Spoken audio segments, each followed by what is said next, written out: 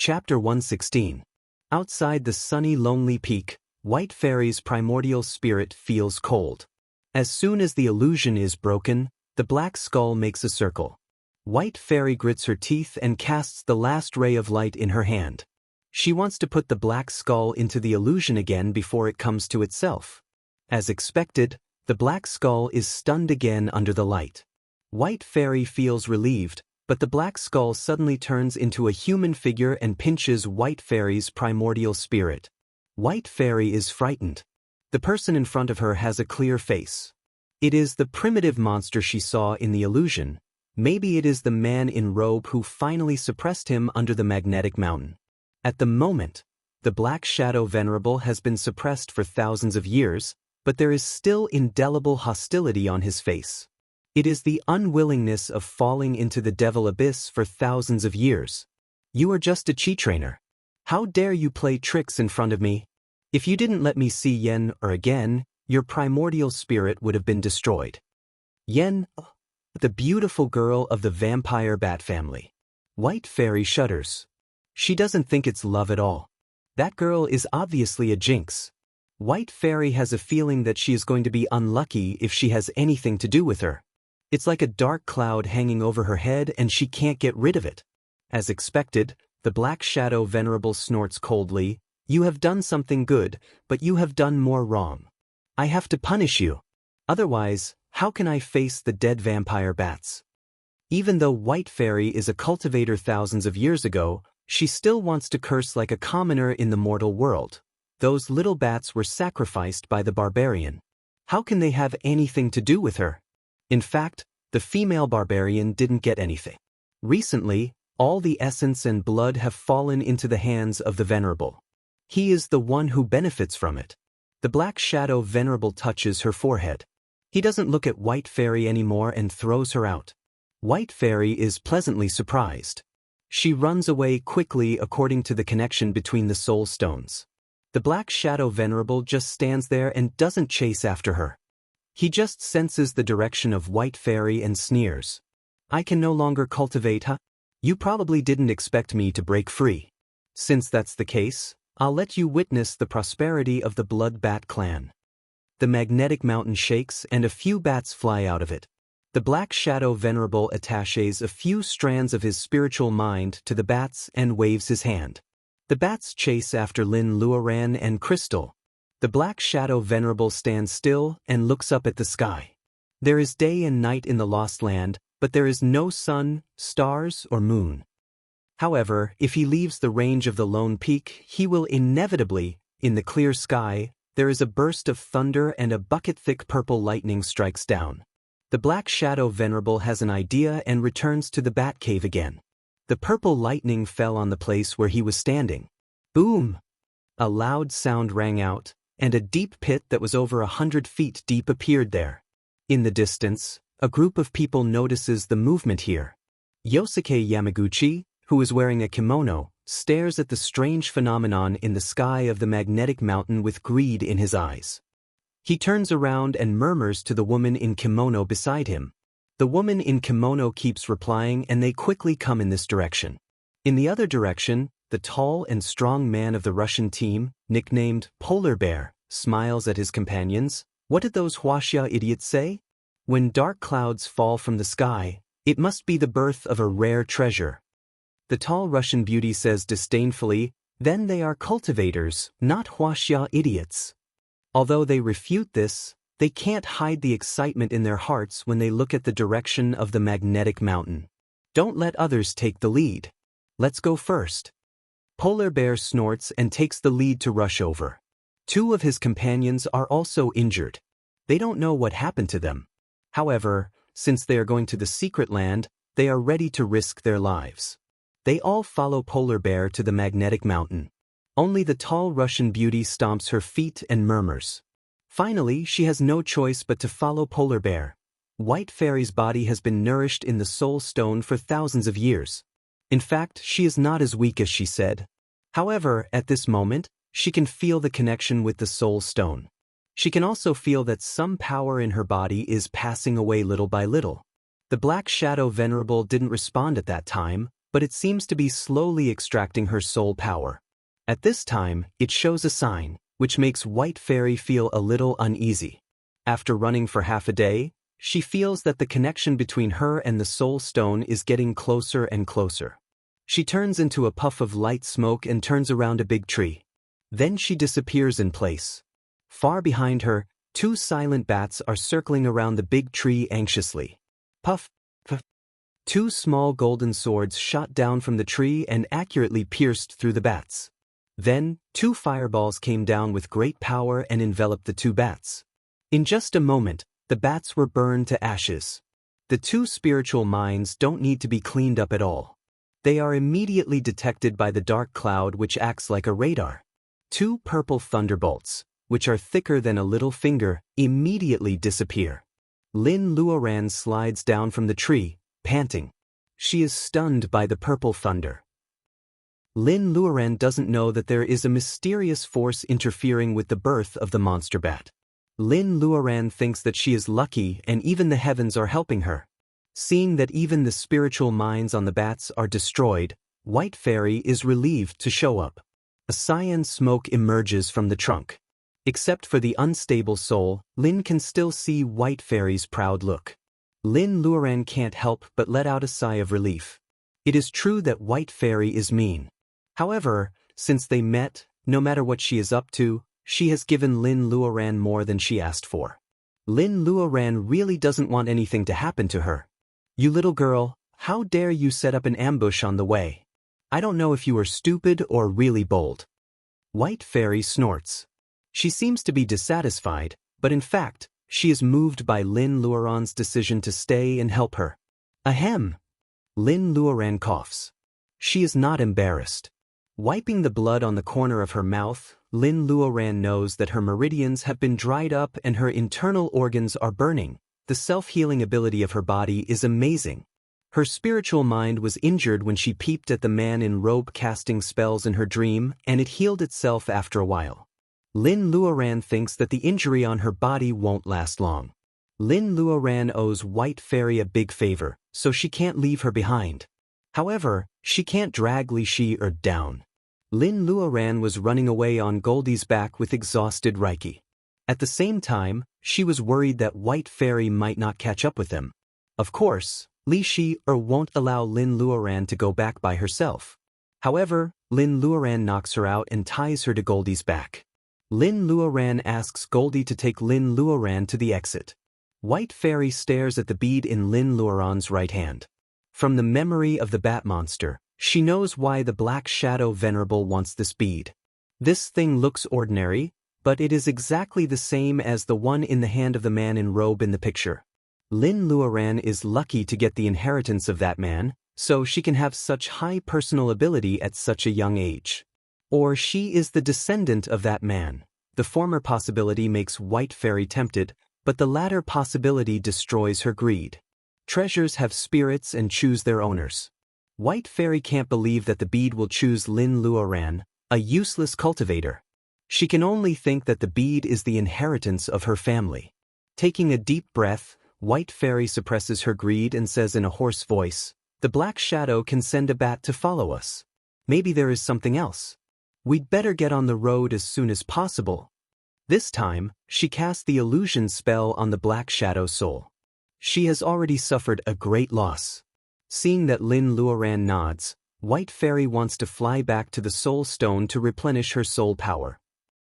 However, the next moment, she feels that something is rushing out of her body and she can't control her actions. White Fairy doesn't even know what is going on. In Lin Luoran's eyes, White Fairy is speechless. Her hands become dark and cold again. It is the same as the nether ghost claws she used to test Lin Luoran in the abyss. The claws come at Lin Luoran with the unique coldness of souls. At first, Lin Luoran wonders why the White Fairy is in the mood to joke at this time. Her body is alert and she avoids the cold light. Lin Luoran is sweating all over when she notices the White Fairy's killing intent. Has White Fairy been covering up from the beginning? Looking at White Fairy's dark face, Lin Luoran quickly makes a judgment. Even if White Fairy couldn't kill Lin Luoran because she wanted to get out of the abyss, She had many chances to kill Lin Luoran along the way. Why did she suddenly turn hostile? There is only one explanation. She is being controlled now. Lin Luoran is anxious. She tries to avoid the White Fairy, who is laughing and shouts, "Fairy, wake up!" White Fairy doesn't seem to hear her. Lin Luoran has no choice but to shout, "Fairy, you haven't avenged yourself yet?" Perhaps White Fairy's plot has always been a big scar in her heart. Lin Luoran sees White Fairy's face twitching and her soul dispersing. After a fierce struggle, White Fairy finally looks normal. "Fairy!" Seeing White Fairy floating in the air, Lin Luoran tries to speak. Black smoke flashes on White Fairy's face. Lin Luoran is so scared that she steps back 10 meters. "You are too timid. My spiritual mind is in charge now." White Fairy's familiar and arrogant voice comes. Lin Luoran touches her beating heart. When she is about to sigh about the ups and downs of her mood, White Fairy's expression changes again. The strand of spiritual mind planted by the dead bat monster is too strong. If I didn't refine it as soon as possible, I'm afraid that it would lose its nature. Junior, I'm afraid I have to close my eyes and fall into a deep sleep. Deep sleep? Before Lin Luoran can speak, White Fairy seems to have no time to explain. She turns into a wisp of smoke and disappears into her universal sac. After a while, Lin Luoran hears a sigh. A crystal memory bead floats out of the universal sac and disappears between Lin Luoran's eyebrows. Lin Luoran has experienced this before, so she doesn't panic this time. However, while exploring the content of the memory bead, Lin Luoran can't help feeling happy and sad. Chapter 117. Inside the secret realm, the spirit chi was abundant. Usually, when a person breathed in and out, all the pores on their body would open up, making them feel extremely comfortable. Lin Luoran has just thought of the method of breathing while running. Since Reiki of the 5 elements are everywhere in this world, why should she stick to the rule that she can only meditate and cultivate at night? Other cultivators chose to meditate at night only because the spiritual energy in the world was becoming increasingly scarce.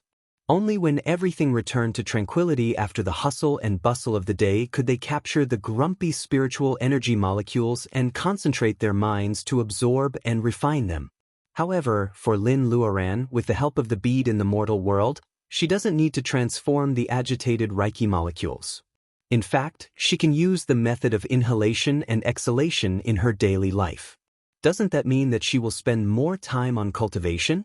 It is not difficult for Lin Luoran to control the rhythm of breathing and the frequency of inhalation and exhalation. However, if she wants to make it an instinctive reaction of the body, she has to spend more effort to stick to this breathing method. Lin Luoran is running in the mountains and forests. She keeps her breath at the same frequency as before. After a few mountains, she feels that the burning pain in her meridians caused by the overdraft of Reiki is reduced a lot. Lin Luoran is overjoyed. The effect of this method is immediate. Instead of passively absorbing Reiki from the secret land, Lin Luoran actively absorbs Reiki while she is walking. The effect is immediately seen. Lin Luoran is not fast. On the one hand, her internal organs are injured.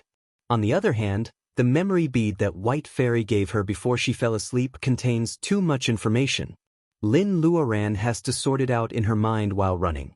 There are elixirs, magic weapons, spells, and so on in the level of laying foundation. There is nothing.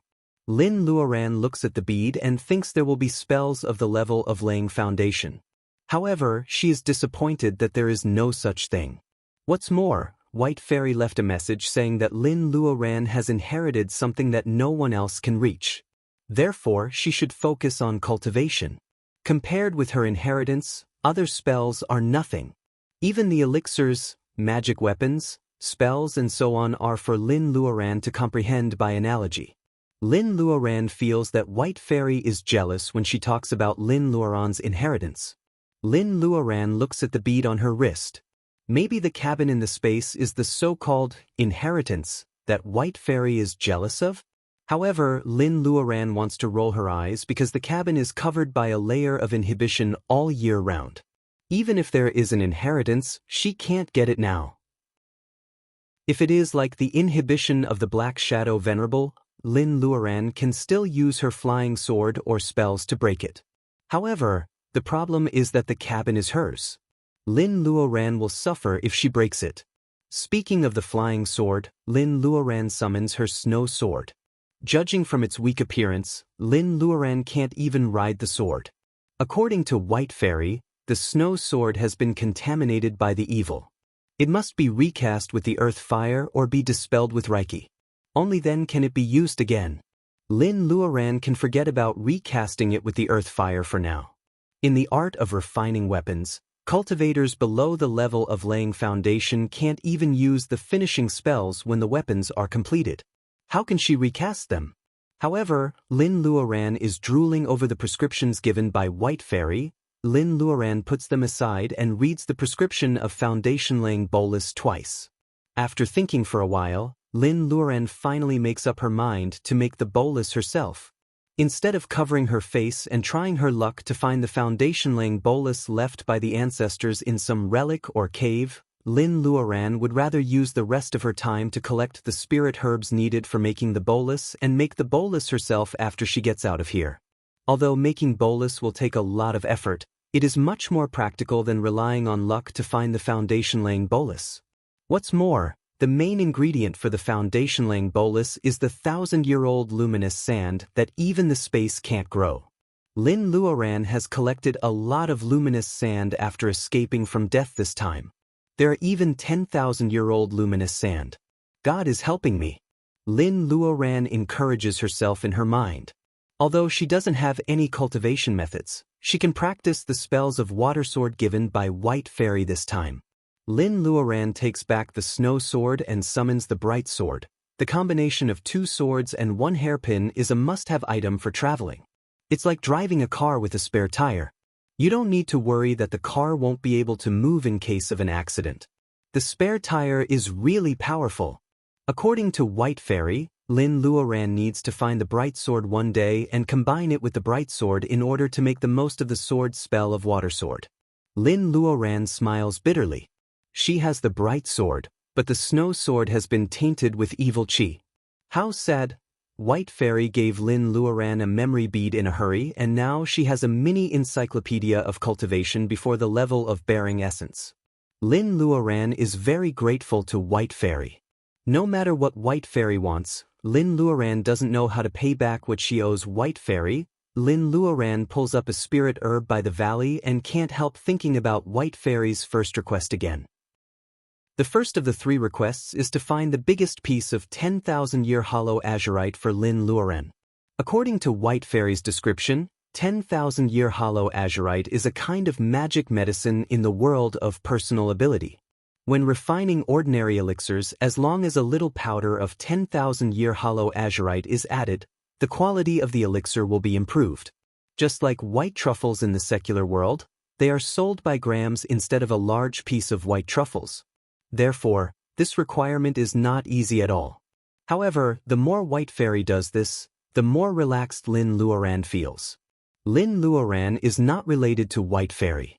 If White Fairy keeps helping her without asking for anything in return, Lin Luoran will feel that she owes White Fairy something, which will damage her state of mind on the road of cultivation. Along the way, Lin Luoran pulls out some spirit herbs that can be used as reference in White Fairy's prescription. Lin Luoran finds some of them are not available. She finds that they are full of Reiki, so she throws them into the space. After a few days of searching, Lin Luoran doesn't have a long way to go. If she wants to get to the exit on time, she can only ride on her sword in the rest of the days. Maybe it's because of the abundant Reiki in the secret land. Lin Luoran, who is slow, finally finds that the field in the space has become bigger. In the past, the space and the log cabin took up less than half an acre of land. The log cabin took up more than 1/3 of the land. The rest of the land is not big and is full of grass of unknown use. Lin Luoran also needs to remove the small pond. She can only grow a little of each kind of medicine garden and vegetable field. Now, spirit herbs are everywhere in the space and the smell of herbs is everywhere. However, Lin Luoran doesn't notice that the space is crowded. Lin Luoran takes a closer look and finds that the log cabin is still the same size. However, The space is more than half an acre of land. Does it mean that the more spirit herbs she grows, the more beneficial it will be for the development of the space? Lin Luoran doesn't know the answer. She picks an open space beside the log cabin and plants some peach pits. According to the time of the space, 1 day is 1 year. She can eat delicious peaches before she gets out of the secret land. As for the planting of the spirit herbs, Lin Luoran needs to wait for a few days before she can get out of the secret land. She is not in a hurry. She also moves the monkey wine in the universal sack into the space. In addition to the soul stone where White Fairy lives, she also collects countless seeds of spirit herbs that she doesn't know the purpose of. Some of the spirit herbs that are not mature enough are transplanted into the space. Lin Luoran only collects the seeds of the spirit herbs that she doesn't know the purpose of. The secret land only opens once in 100 years. Even though cultivators above the level of training Qi can enter the secret land, the opening time is limited. Lin Luoran has to wait for another 100 years before she can enter the secret land again. A few days ago, Lin Luoran's internal organs were injured so she couldn't fly on the sword. She walks in the forest for 5 days. When she has enough Reiki, Lin Luoran chooses to fly on the sword. After 3 days of flying, Lin Luoran finally sees the peach mountain they came from. She didn't visit the old monkey because she was afraid that the fresh peaches planted with peach pits would be different from the original ones. Lin Luoran stealthily tore off some peach branches from the peach mountain and put them in the space. 8 days later, the fresh peaches Lin Luoran planted in the space have borne fruit. She compares them with the ones on the peach mountain and finds that they taste better. Lin Luoran wonders if she can make spirit wine like the monkeys when she gets out of the secret land. This idea even dispels the slight uneasiness in her heart. It has been 19 days since they fell off the cliff.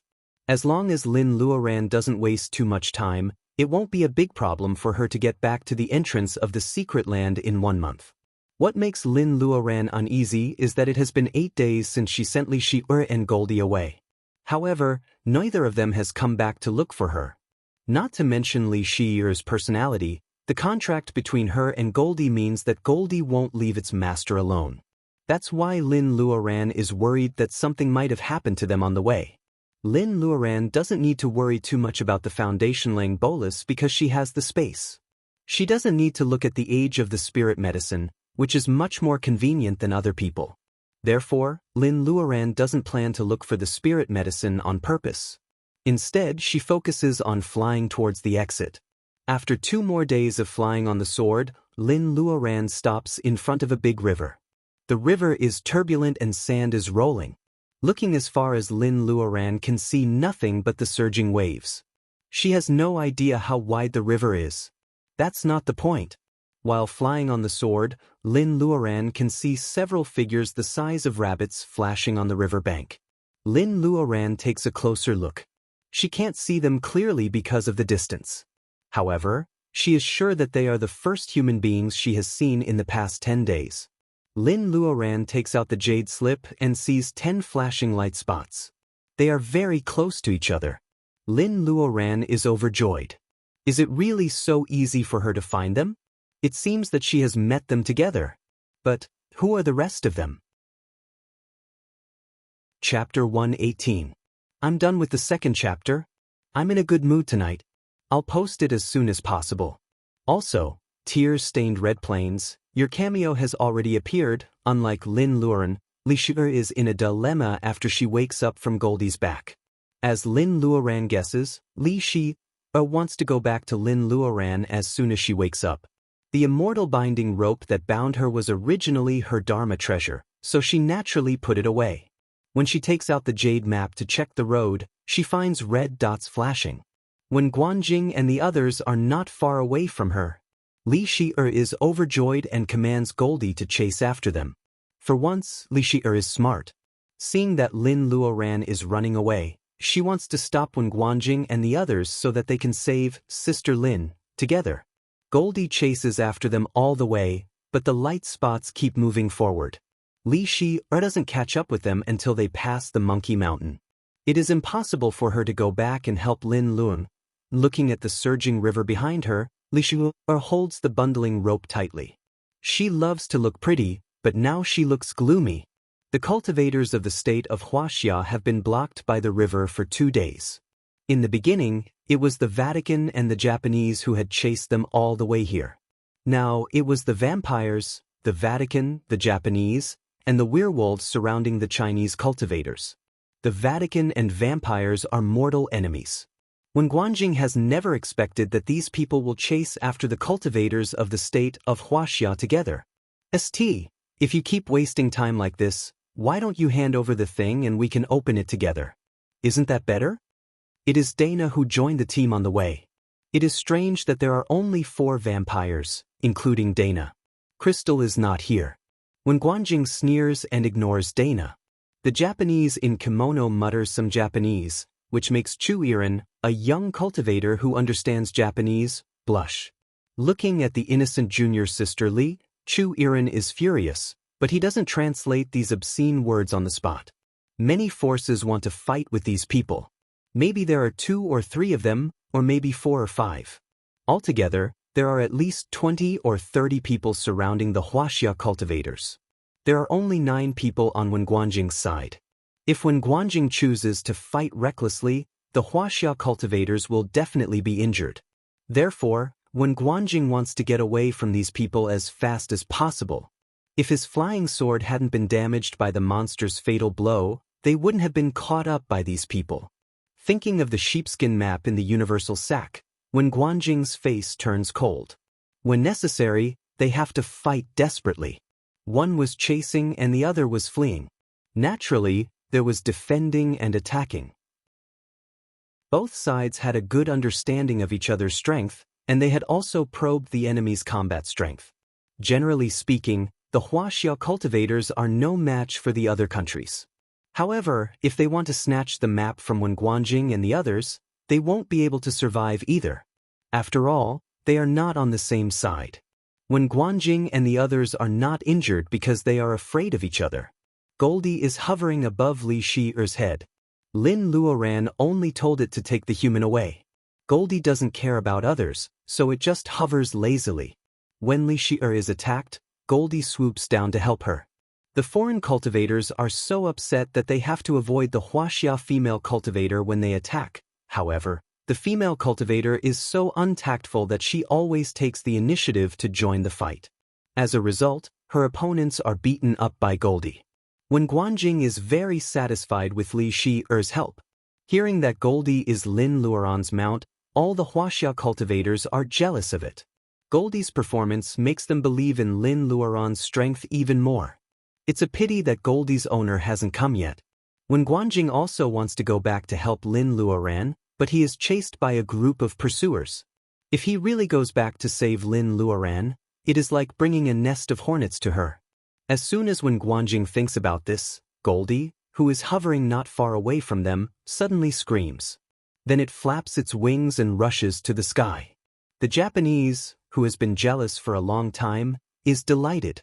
The handsome golden hawk has indeed abandoned these stupid Chinese pigs.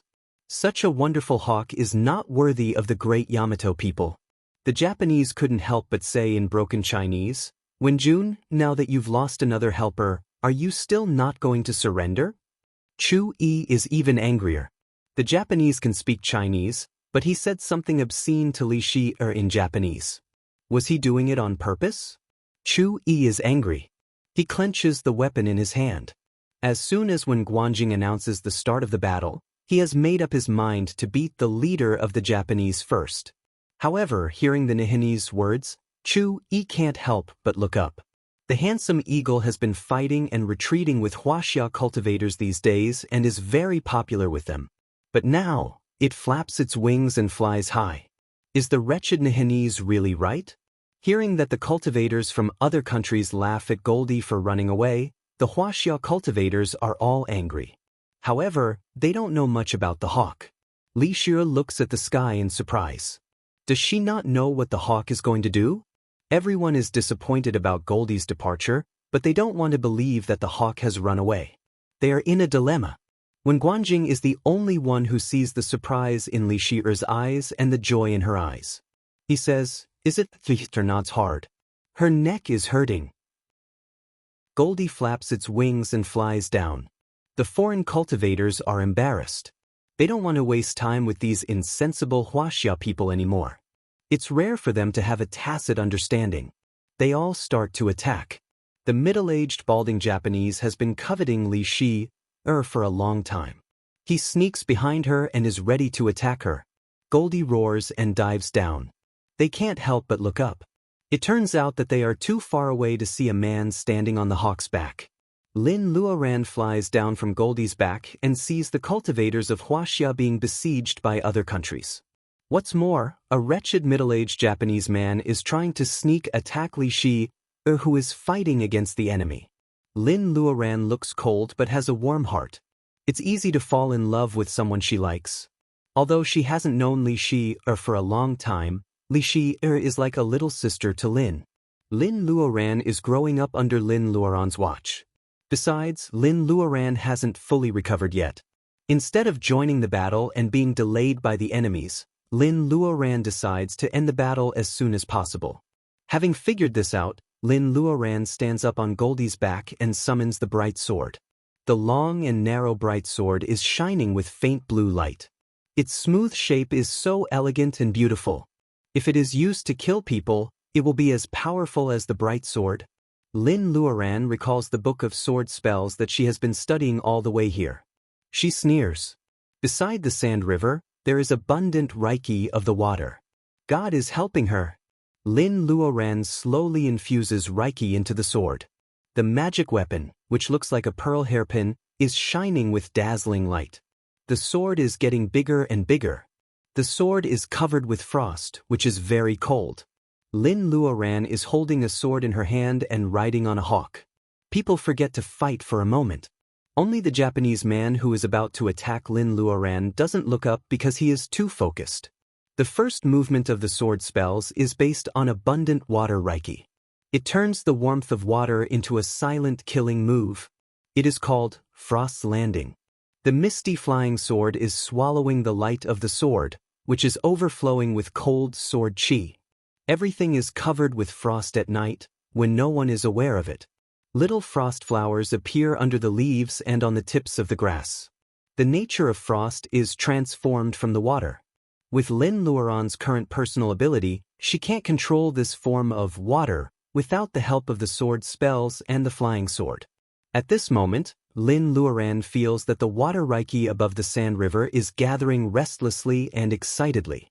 She turns into water and then into frost. Finally, her mind is attached to the bright sword in her hand. At this moment, she is the water reiki molecule, she is the white frost, she is the frost's landing, and she is the sharp light of the sword. It is different from the grade 5 magic weapon of the bright snow. Lin Luoran doesn't know that the water sword spell that White Fairy gave her is the top one in her world. These rookies in the level of training chi can't imagine the private goods of the late gathering vitality realm. Lin Luoran has only been studying it for 10 days. This is the first time she uses it except for the demonstration in her mind. However, the power of the advanced sword spell has begun to show in Lin Luoran's hands. The bright sword swallows the light of the sword.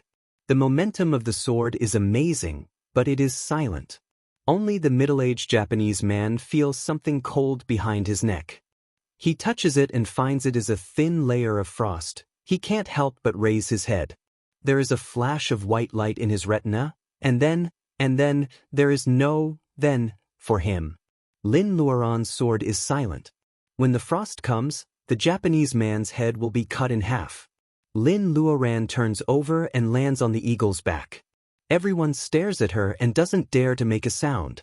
The corpse of the middle-aged Japanese man was placed next to the yellow sand of the river. There was still a puzzled expression on his face, as if he was wondering what that white light was. However, his body had been split into two, and he would never be able to answer his questions.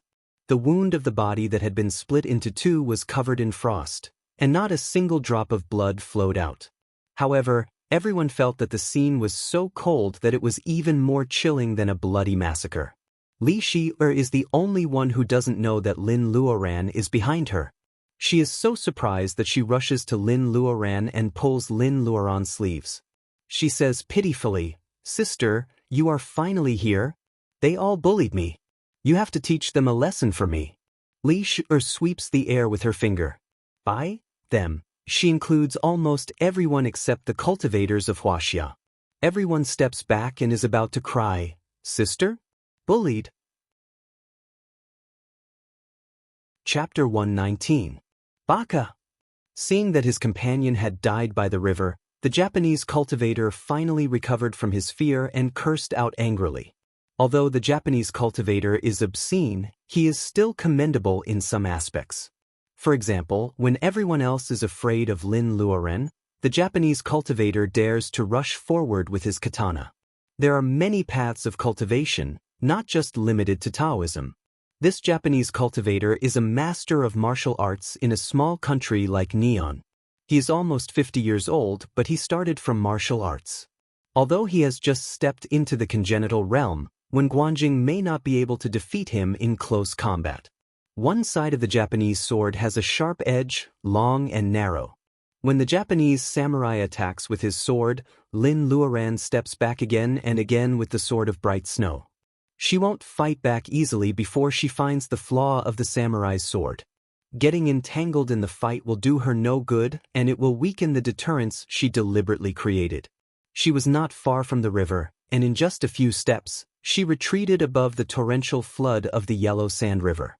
Under the effect of the water spell, the river supported her tiptoes, and she stood on the top of the waves without sinking.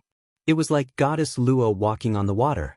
Relying on his internal chi, the Japanese cultivator jumps to Lin Luoran like a reed crossing the river. The Japanese cultivator's katana shines coldly. He wants to cut Lin Luoran in half like the balding Japanese cultivator to vent his hatred.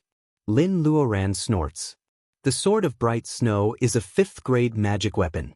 With the help of Reiki, the so-called magic weapons in the mortal world will never be able to resist it.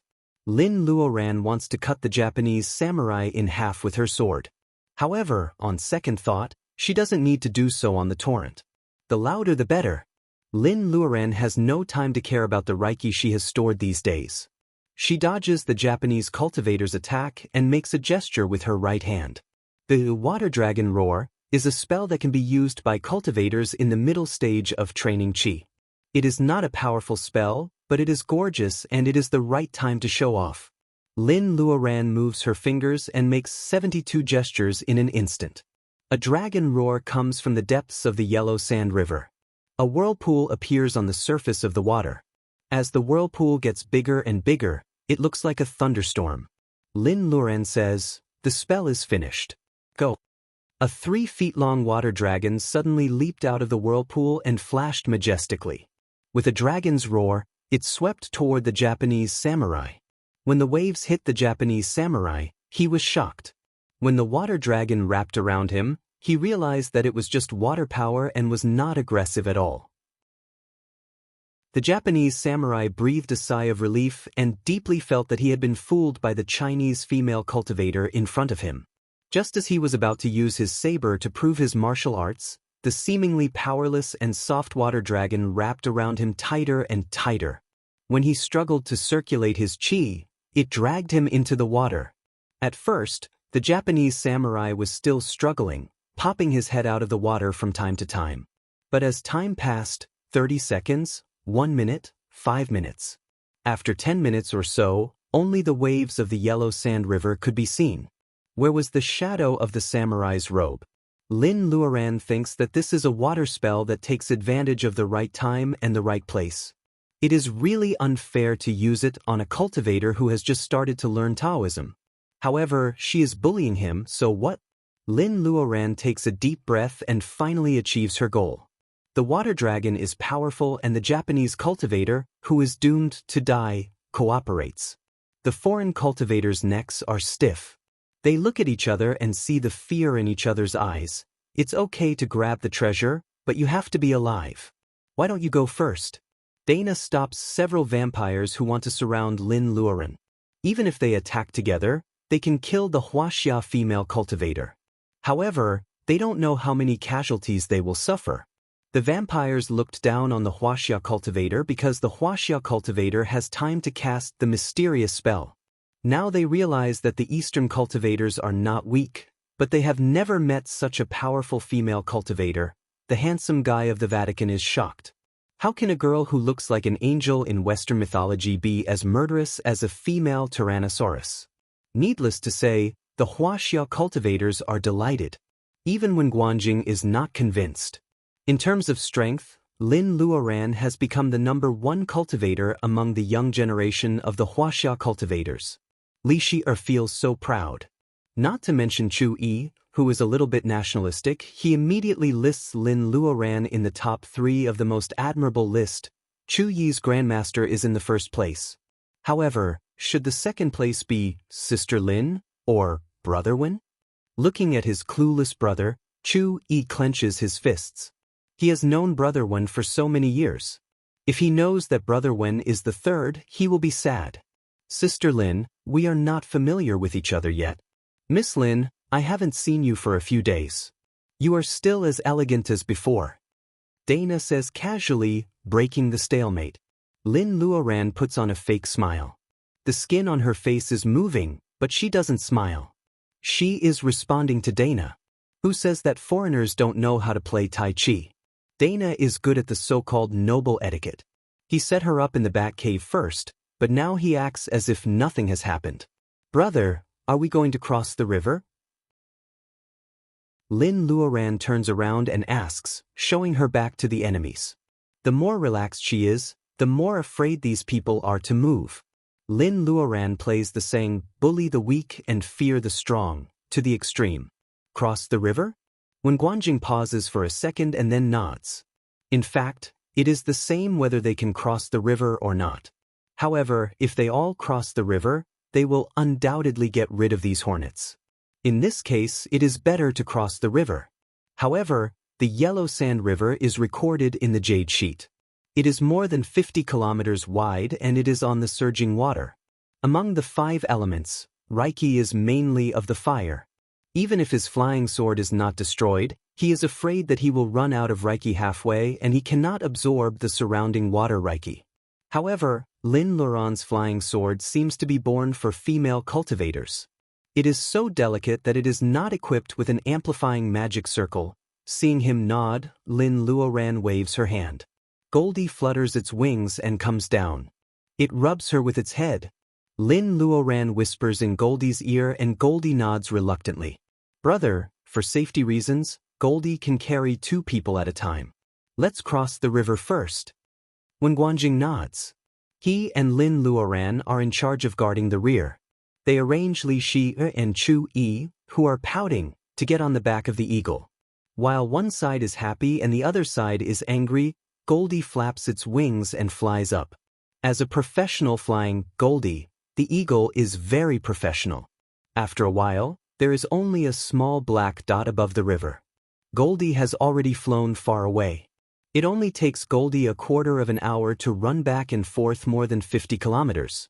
Though it is not as fast as a plane, it is at least as fast as a sports car. Lin Luoran takes out a peach to reward it. Goldie is not tired anymore after being praised by its master. It raises its head and looks around, despising the foreign cultivators who are staring at them blankly. Would a foreign cultivator be stupid? Of course, that's not the reason. They are more embarrassed than stunned. So many of them failed to grab the map from Wen Guanjing's hand, and now they have a strong helper. They push each other and don't dare to do anything rashly. Dana is a bit noble. He doesn't want to waste time here, so he leads the vampires away to find another way. There is no other way. If you stay here, you can only fight with this evil woman. Do you expect her to make peace with you and command the eagle to take you across the river? Stop dreaming. Seeing the foreign cultivators leaving in 2s and 3s, Lin Luoran finally feels a little relaxed. Her internal organs are injured, which can't be healed in a few days. If she continues to fight, even if she wins, her foundation will be damaged. Why bother to do that? Brother, why are they so easy to talk to? Seeing a half-naked werewolf leaving reluctantly, Lin Luoran remembers what Wen Guanjing said outside. Every time the secret land opens, cultivators from different countries will kill each other. Now, why do they seem to be reluctant to fight with their lives? When Guanjing smiles bitterly. If you don't kill them so ruthlessly, they won't leave easily. However, it is different from what the minister said.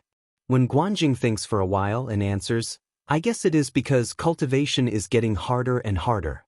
These foreign cultivators are reluctant to fight with their lives. It is true that cultivation is not easy. After 100 years, only a handful of cultivators from Huaxia can reach the level of laying foundation after they return from the secret land. What about this time? When Guanjing looks at Lin Luoren. Except for Lin Luoren, who is sure that she can reach the level of laying foundation. Lin Luoren sensitively notices the depression in Wen Guanjing's words. She smiles and says with certainty, Brother Wen, you can definitely reach the level of laying foundation. This is not a promise. It is a kind of trust in Wen Guanjing and expectation for the world of cultivation in Huaxia. Wen Guanjing is only half a step behind her. He is at the later stage of training qi. If he can't reach the level of laying foundation, Lin Luoren will be the only one in the young generation of Huaxia. The world is vast. If she is all alone, how lonely will she be? Thinking of the sheepskin map in his arms, Wen Guanjing becomes more confident. He has always been the benchmark of the young generation of cultivation in Huaxia. If he can't reach the level of laying foundation, how can he build confidence for his school brothers and sisters? He looks at Lin Luoren, who is looking for Goldie on the river, and clenches his fists secretly. If he can't reach the level of laying foundation, how can she call him Brother Wen? Exhaling, Wen Guanjing feels that the sky is much brighter. Lin Luoren doesn't look back, but she can feel the change of Wen Guanjing's state of mind. It is the same as the epiphany she had in Commander Qin's house. Cultivation, cultivation, cultivation. Without the courage to pursue the Tao of nature, how can one become immortal and be free forever? Goldie appears on the river far away. It has run 4 times. For the last time, only Wen Guanjing and Lin Luoren are left. Chapter 120. Sitting on Goldie's back, Lin Luoren and Wen Guanjing soon arrive at the other side of the river and meet up with Li's team. There is not much time left. Lin Luoren thinks that Wen Guanjing will take them to the exit directly. However, Wen Guanjing pulls Lin Luoren aside and whispers something to her. Tell them to wait at the exit first? Lin Luoren frowns. If there is a chance in the secret land, meeting White Fairy is already the best chance for her. If she takes the risk to go to the place Wen Guanjing mentioned, she will lose more than she gains. Wen Guanjing knows that his request is a bit embarrassing. However, except for Lin Luoren, no one else can go to the place with him. Wen Guanjing has to be thick-skinned. Lin Luoren doesn't mind if others ask her for help. However, Lin Luoren is still in the world of mortals. She still has to face those in power. Wen Guanjing is an important figure in the special department of the state of Huaxia. Helping him seems to be more beneficial than harmful. After weighing the pros and cons, Lin Luoren tells Li that they should wait at the exit first. After these days, Li Shi-er is no longer the ignorant little girl she used to be. She knows that Lin Luoren and Wen Luoren probably have something to do and they have to avoid the others. Why not go to the exit with these senior brothers? It's better than being a follower of Lin Luoren and Wen Luoren. If she is well protected, what's the point of coming to the secret land? Wen Guanjing had thought that it would take him a long time to persuade his younger brothers. However, he didn't know that they were at the age where they loved adventure. Wen Guanjing would be safe if he followed them, but he wouldn't have the fun of playing games. He couldn't wait to get away from the supervision of his brother and explore the secret land. Looking at the joy on the faces of the young people in the team, Lin Luoren shakes her head helplessly. They are indeed well protected. If they encounter the dangerous experience she had in the Batcave, they will probably be more sensible. However, isn't this one of the purposes of coming to the secret land? She wants the young cultivators of the state of Huaxia to grow up quickly.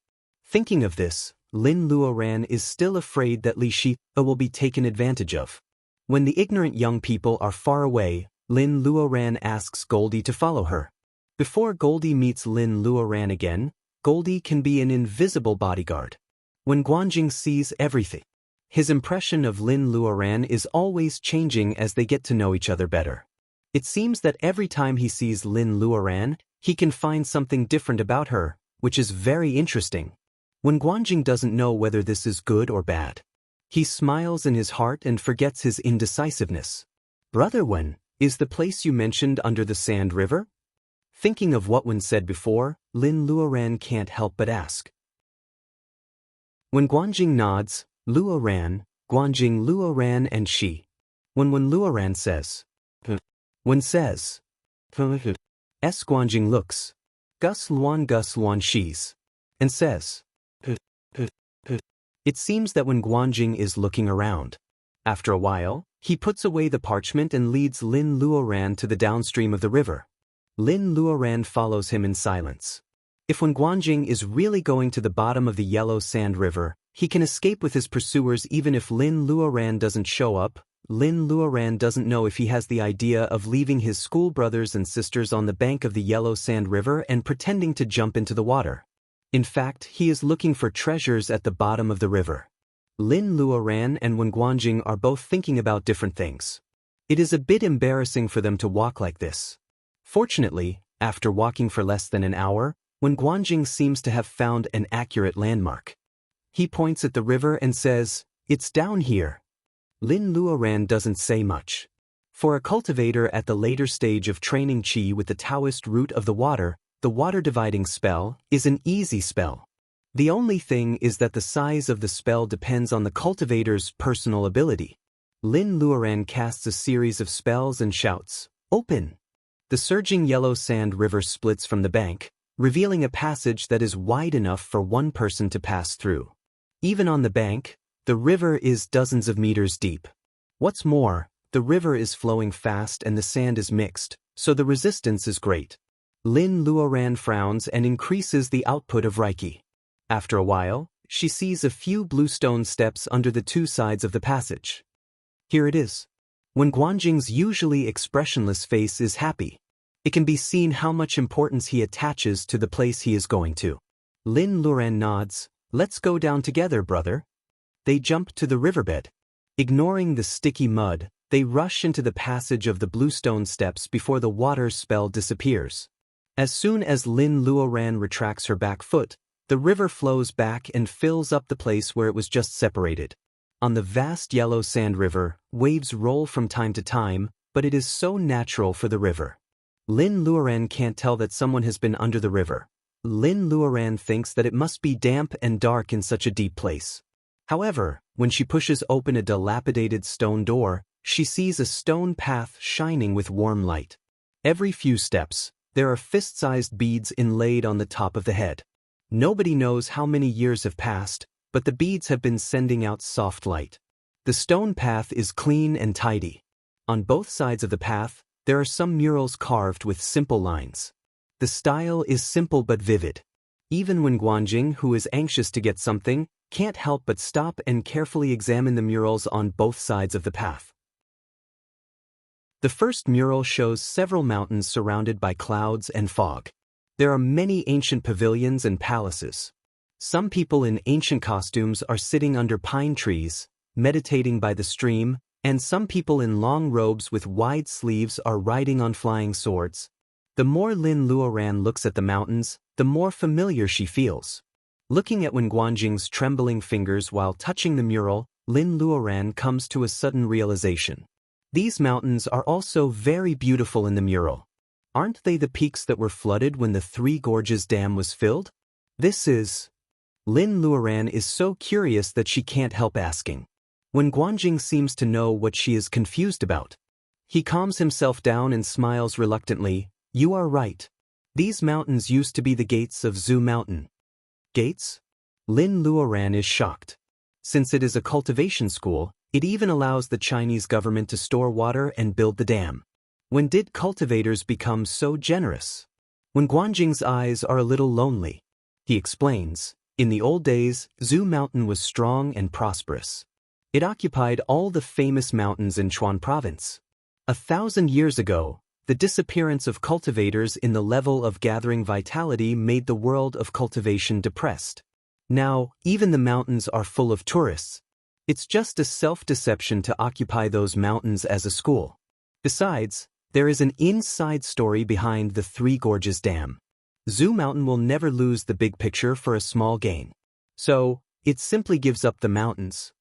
Even though when Guanjing is being generous, Lin Luoran feels embarrassed.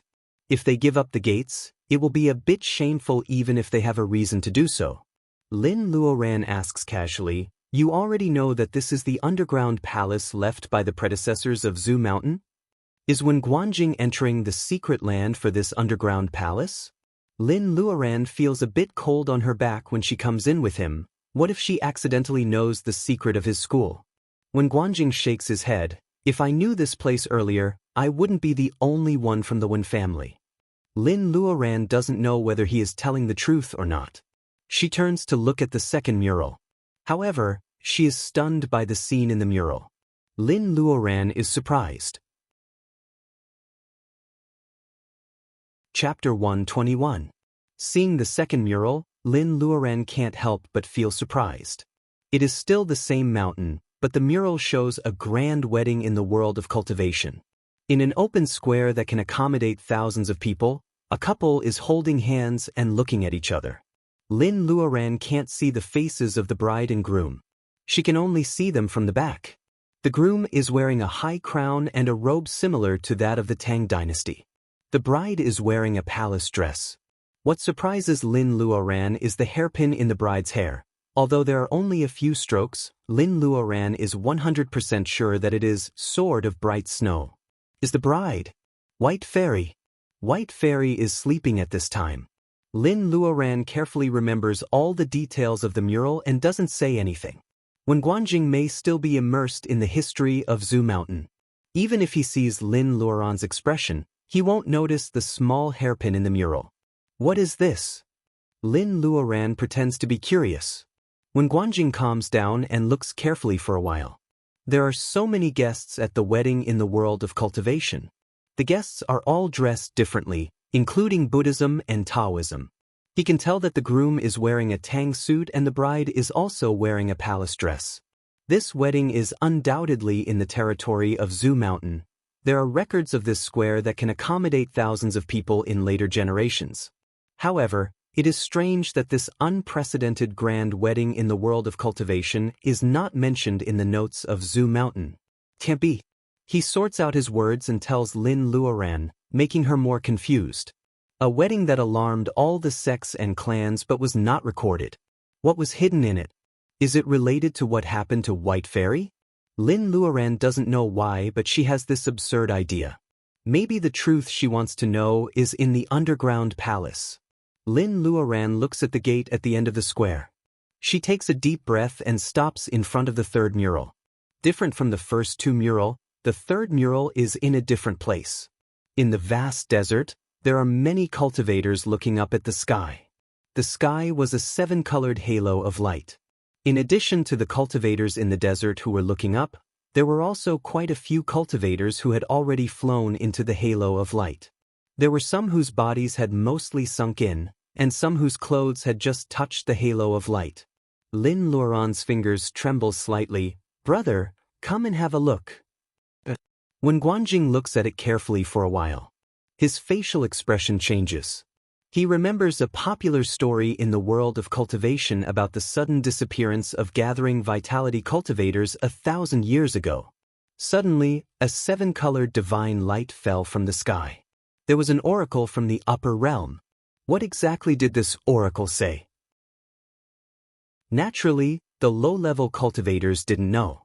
It was just an oracle, and all the nascent soul experts mysteriously disappeared. According to the murals, he was taken away by the colorful halo? When Guanjing's heart is pounding. Nowadays, Reiki on the earth is not as good as before, and cultivation is getting more and more difficult. If he can find out why the cultivators in the level of gathering vitality left, will he be able to find another way of cultivation? He looks at Lin Luoran. Does she also think of this? The two of them carefully examine the murals. Unfortunately, every part of the desert was the same, unlike the dungeon, which had different terrains. Even after looking at it for a long time, they could not feel any difference from other places. It was impossible to find this place. Lin Luoran is a little disappointed. Suddenly, she remembers that this is only the third mural. Judging from the length of the stone path, there are still 2 more murals that can't be finished. Maybe there is more information? Lin Luoran hurriedly moves 2 steps to the 4th mural. However, she is disappointed. The 4th mural is blank. It is not blank, but 1 inch deeper than the previous ones. The wall is clean and flat. The murals here have been erased by magic. What on earth is painted on the wall?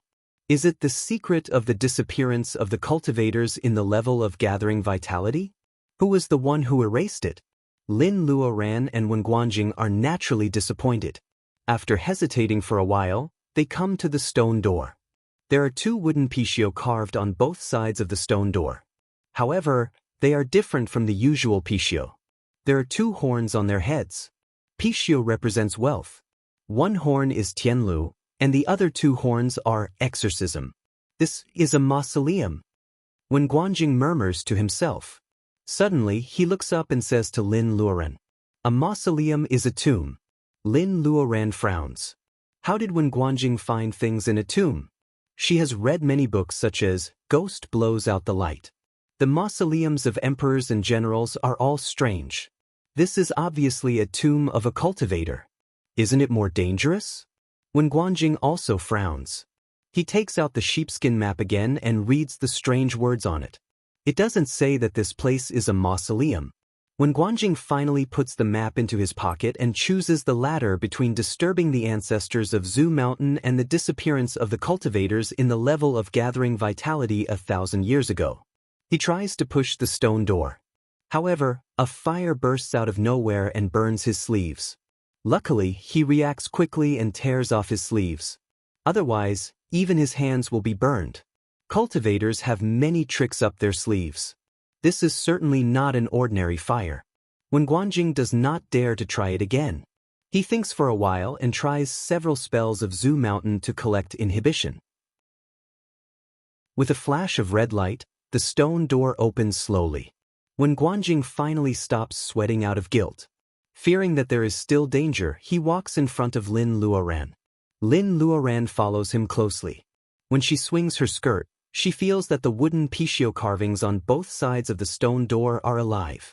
Lin Luoran guesses that the door must be a dead tomb. However, she doesn't expect that this place is round on the top and clean on the bottom. There is a huge pond in which there are many lotus flowers, pink or white. Occasionally, there are a few purple ones, which are indescribably enchanting. The fragrance of lotus is so clear that everything in front of Lin Luoran is too real if it is an illusion. Lin Luoran uses her clear eyes to look around. The lotus flowers are still lotus flowers and the pond is still the pond. From afar, Lin Luoran sees a round table in the middle of the pond. On the top of the table, there is a pearl as big as a big bowl, which illuminates the underground palace which can accommodate 1,000 people. On the round table, Lin Luoran sees a transparent crystal coffin. Lin Luoran only takes a glance at it and she is enchanted by it. When Guanjing also notices that something is wrong with Lin Luoran. He is about to pull her up. However, Lin Luoran is walking towards the round table with lotus flowers under her feet. "Sister Lin!" When Guanjing shouts in surprise and runs after her. Lin Luoran's personal ability is higher than his, so she comes to the round table in a moment. She leans towards the crystal coffin as if she is under a spell. Hearing Wen's shout, she turns around and looks at the crystal coffin. She is stunned. The crystal coffin is white and flawless. Under the light of the pearl, it is transparent. Looking down from the coffin, Lin Luoran sees a woman in a palace dress lying quietly in the coffin. Her hair is tied up in a bun, her eyebrows are black, her lips are red, and her cheeks are rosy. A peony flower in her hair is also very fresh. She is gorgeous and it seems that she is just sleeping. "Sister Lin, get out of here." When Guanjing finally catches up with Lin and is about to pull her away. Hearing his loud shout, Lin Luoran struggles to wake up. She looks at the person in the crystal coffin in horror. The eyes, the eyebrows, the lips, and the faint arrogance. The person lying in the coffin is obviously White Fairy. Is this the corpse of White Fairy? Chapter 122. The person in the coffin suddenly opens her eyes. A ray of light rushes into Lin Luoran's face. Lin Luoran has nowhere to hide. She is stunned. When Guanjing also sees the ray of light.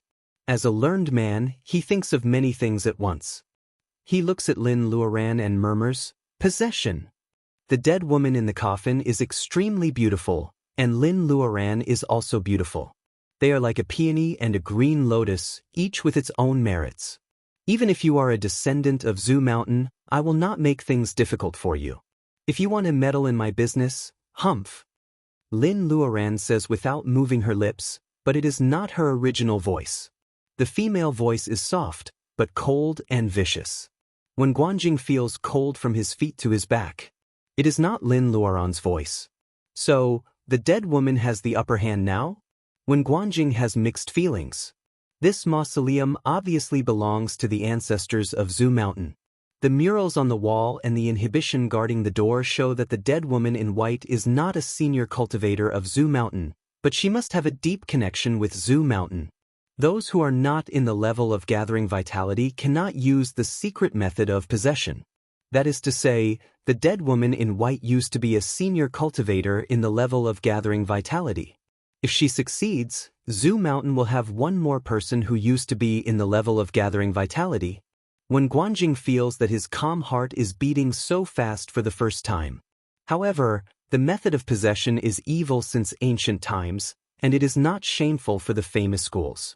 When Guanjing has been educated to be fair and peaceful since he was a child, which conflicts with his moral view. On one hand, he is tempted by a senior cultivator in the level of gathering vitality, and on the other hand, he is condemned in his heart.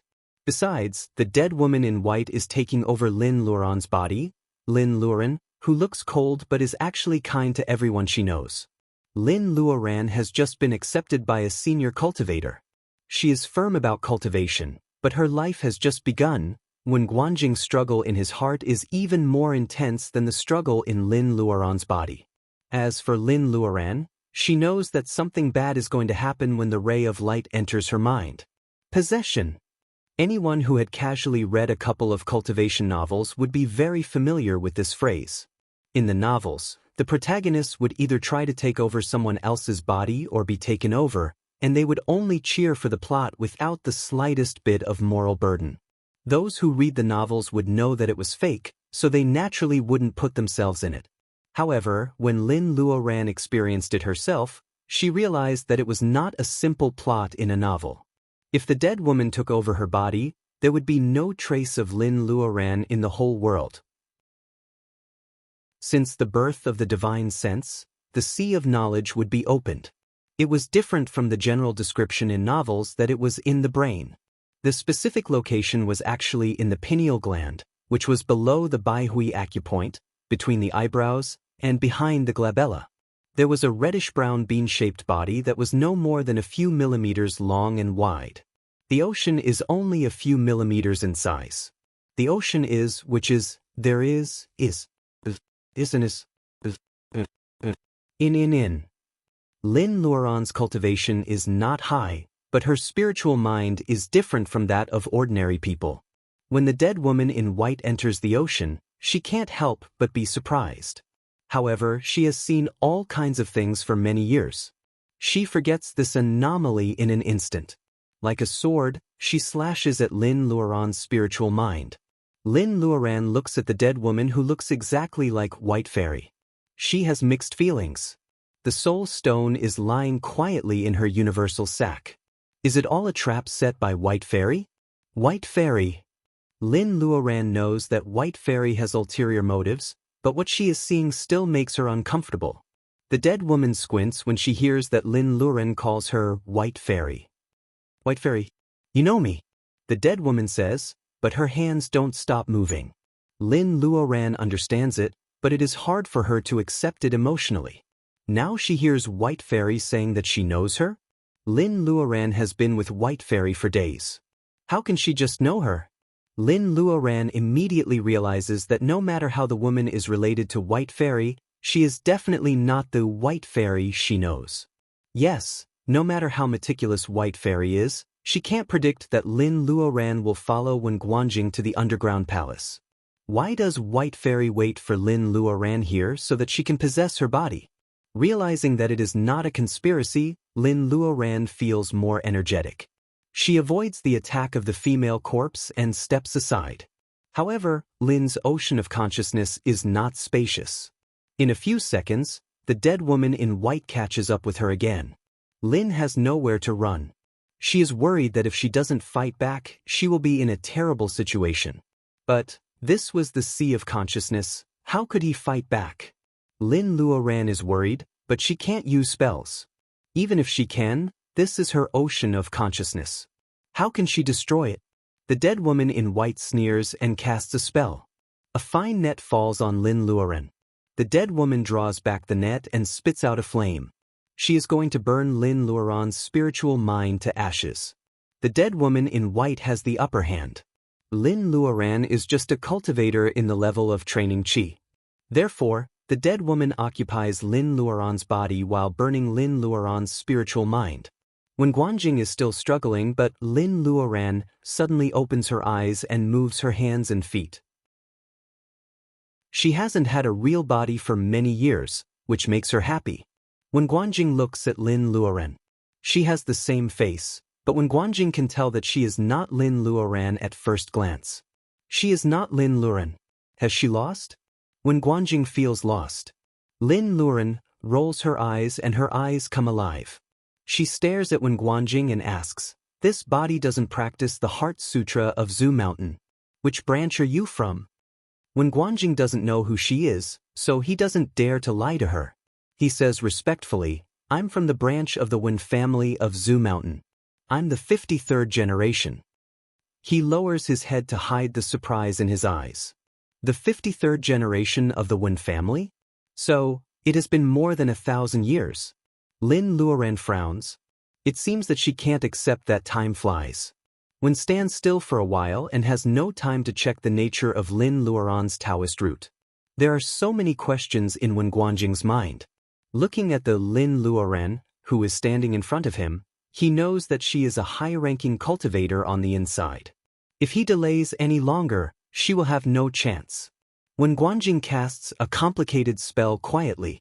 Seeing that Lin Luoran is still in a trance, his palms are sweaty and the blue veins on his neck are tight. He moves his hands quietly, bang. A flash of light hits Wen Guanjing's shoulder. Wen Guanjing's unfinished spell is broken and he falls into the lotus pond, making a big splash.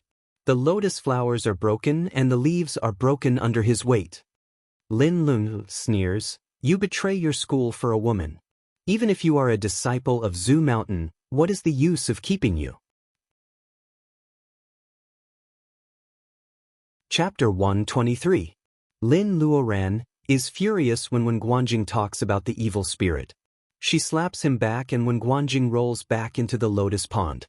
His right face is swollen, but he doesn't want to admit defeat.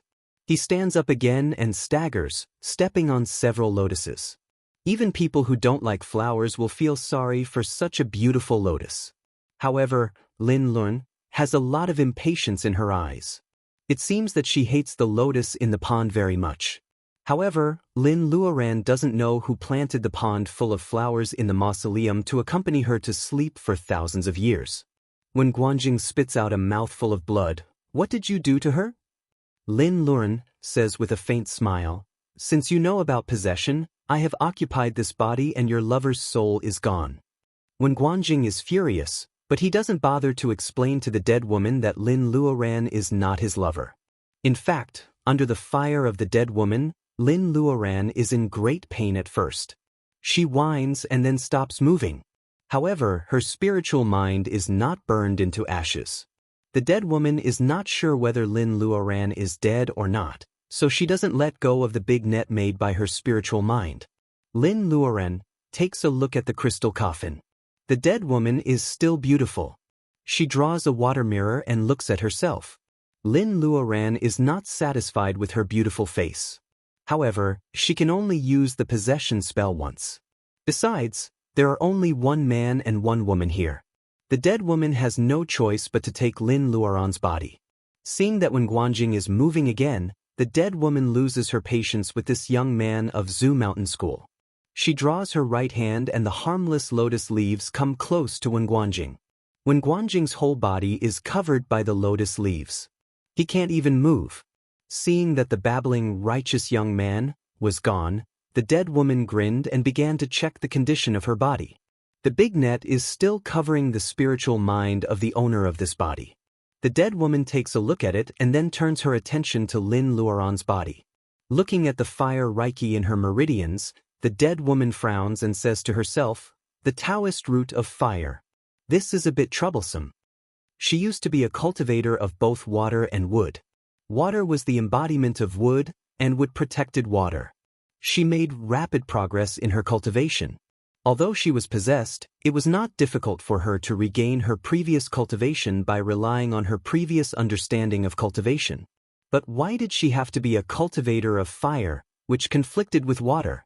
The dead woman thinks that this body can use the spell of water so easily, which proves that she has the Taoist root of water.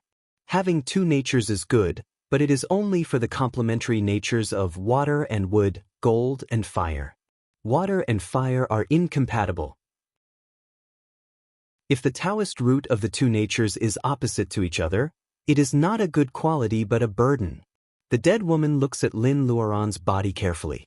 She finds that except for fire Reiki, the rest of the Reiki in Lin Luoran's body is white. Even though she is knowledgeable, she has never seen a cultivator in the level of training Qi with white Reiki. The dead woman frowns at first. Then she thinks that there must be some reason why the original owner of this body can cultivate. Does she have some special spell that she has never heard of? Or does she have some treasure? The dead woman opens the universal sack. It is full of ordinary spirit herbs and seeds. There is a black stone. She recognizes it as a soul stone, but she doesn't pay much attention to it. The bag is ordinary, and the things inside are even more ordinary. Except for the bag of seeds, the female cultivator has nothing else. This is so strange. Not to mention elixirs, the dead woman was a female cultivator when she was alive. How can she not understand the characteristics of female cultivators? Let alone accessories, women are born to love beauty. Even if they wear dust-proof clothes, they will have several clothes to change into. Even if the female cultivator doesn't care about appearance, why doesn't she have one or two magic weapons to protect herself in the universal sack? There is only one reason. Lin Luoran thinks for a while and looks at the bead on her wrist. A high-rank storage magic weapon can be decorated with all kinds of accessories. Only low-rank cultivators will use a common Qiankuan bag. She forgets about this for a moment. This bead is the only thing she wears, so it's naturally it. Lin Luoran's spiritual mind on the universal sack is nothing to the dead woman. When the dead woman finds the bead, she tries to touch it casually. However, the bead doesn't respond at all. It wasn't that her divine sense was blocked, but it was completely like a secular object that didn't respond to her divine senses probing. Something is wrong. The dead woman in white quickly makes a judgment based on her years of experience. She can tell that the bead is a secular object at first sight. It is impossible that her spiritual mind can't see the inside of the bead. This is interesting. The dead woman smiles instead of being angry. Her eyes are curved, which makes her look charming and gentle. Her expression doesn't match her behavior of taking over a man's body. When Guanjing is wrapped in the lotus leaves like a dumpling. He struggles to get his head out of the pool and gasps for oxygen. However, he sees that Lin Luoran is smiling and scratching her wrist with her nails. Blood comes out. Lin Luoran is smiling so hard that she cuts her wrist with her nails. Blood comes out. When Guanjing says anxiously, "Since you have taken over her body, why do you torture her like this?" Lin Luoran looks at him and says with a smile, "Young man, you are really a man who cherishes the fairer sex. Let me ask you, which school is this girl from? If you tell me everything you know, I will consider not torturing her body." When Guanjing is speechless. He wants to answer the question, but he doesn't know which school Lin Luoran is from. He has no choice but to tell the truth. Lin Luoran drops the blood on the bead.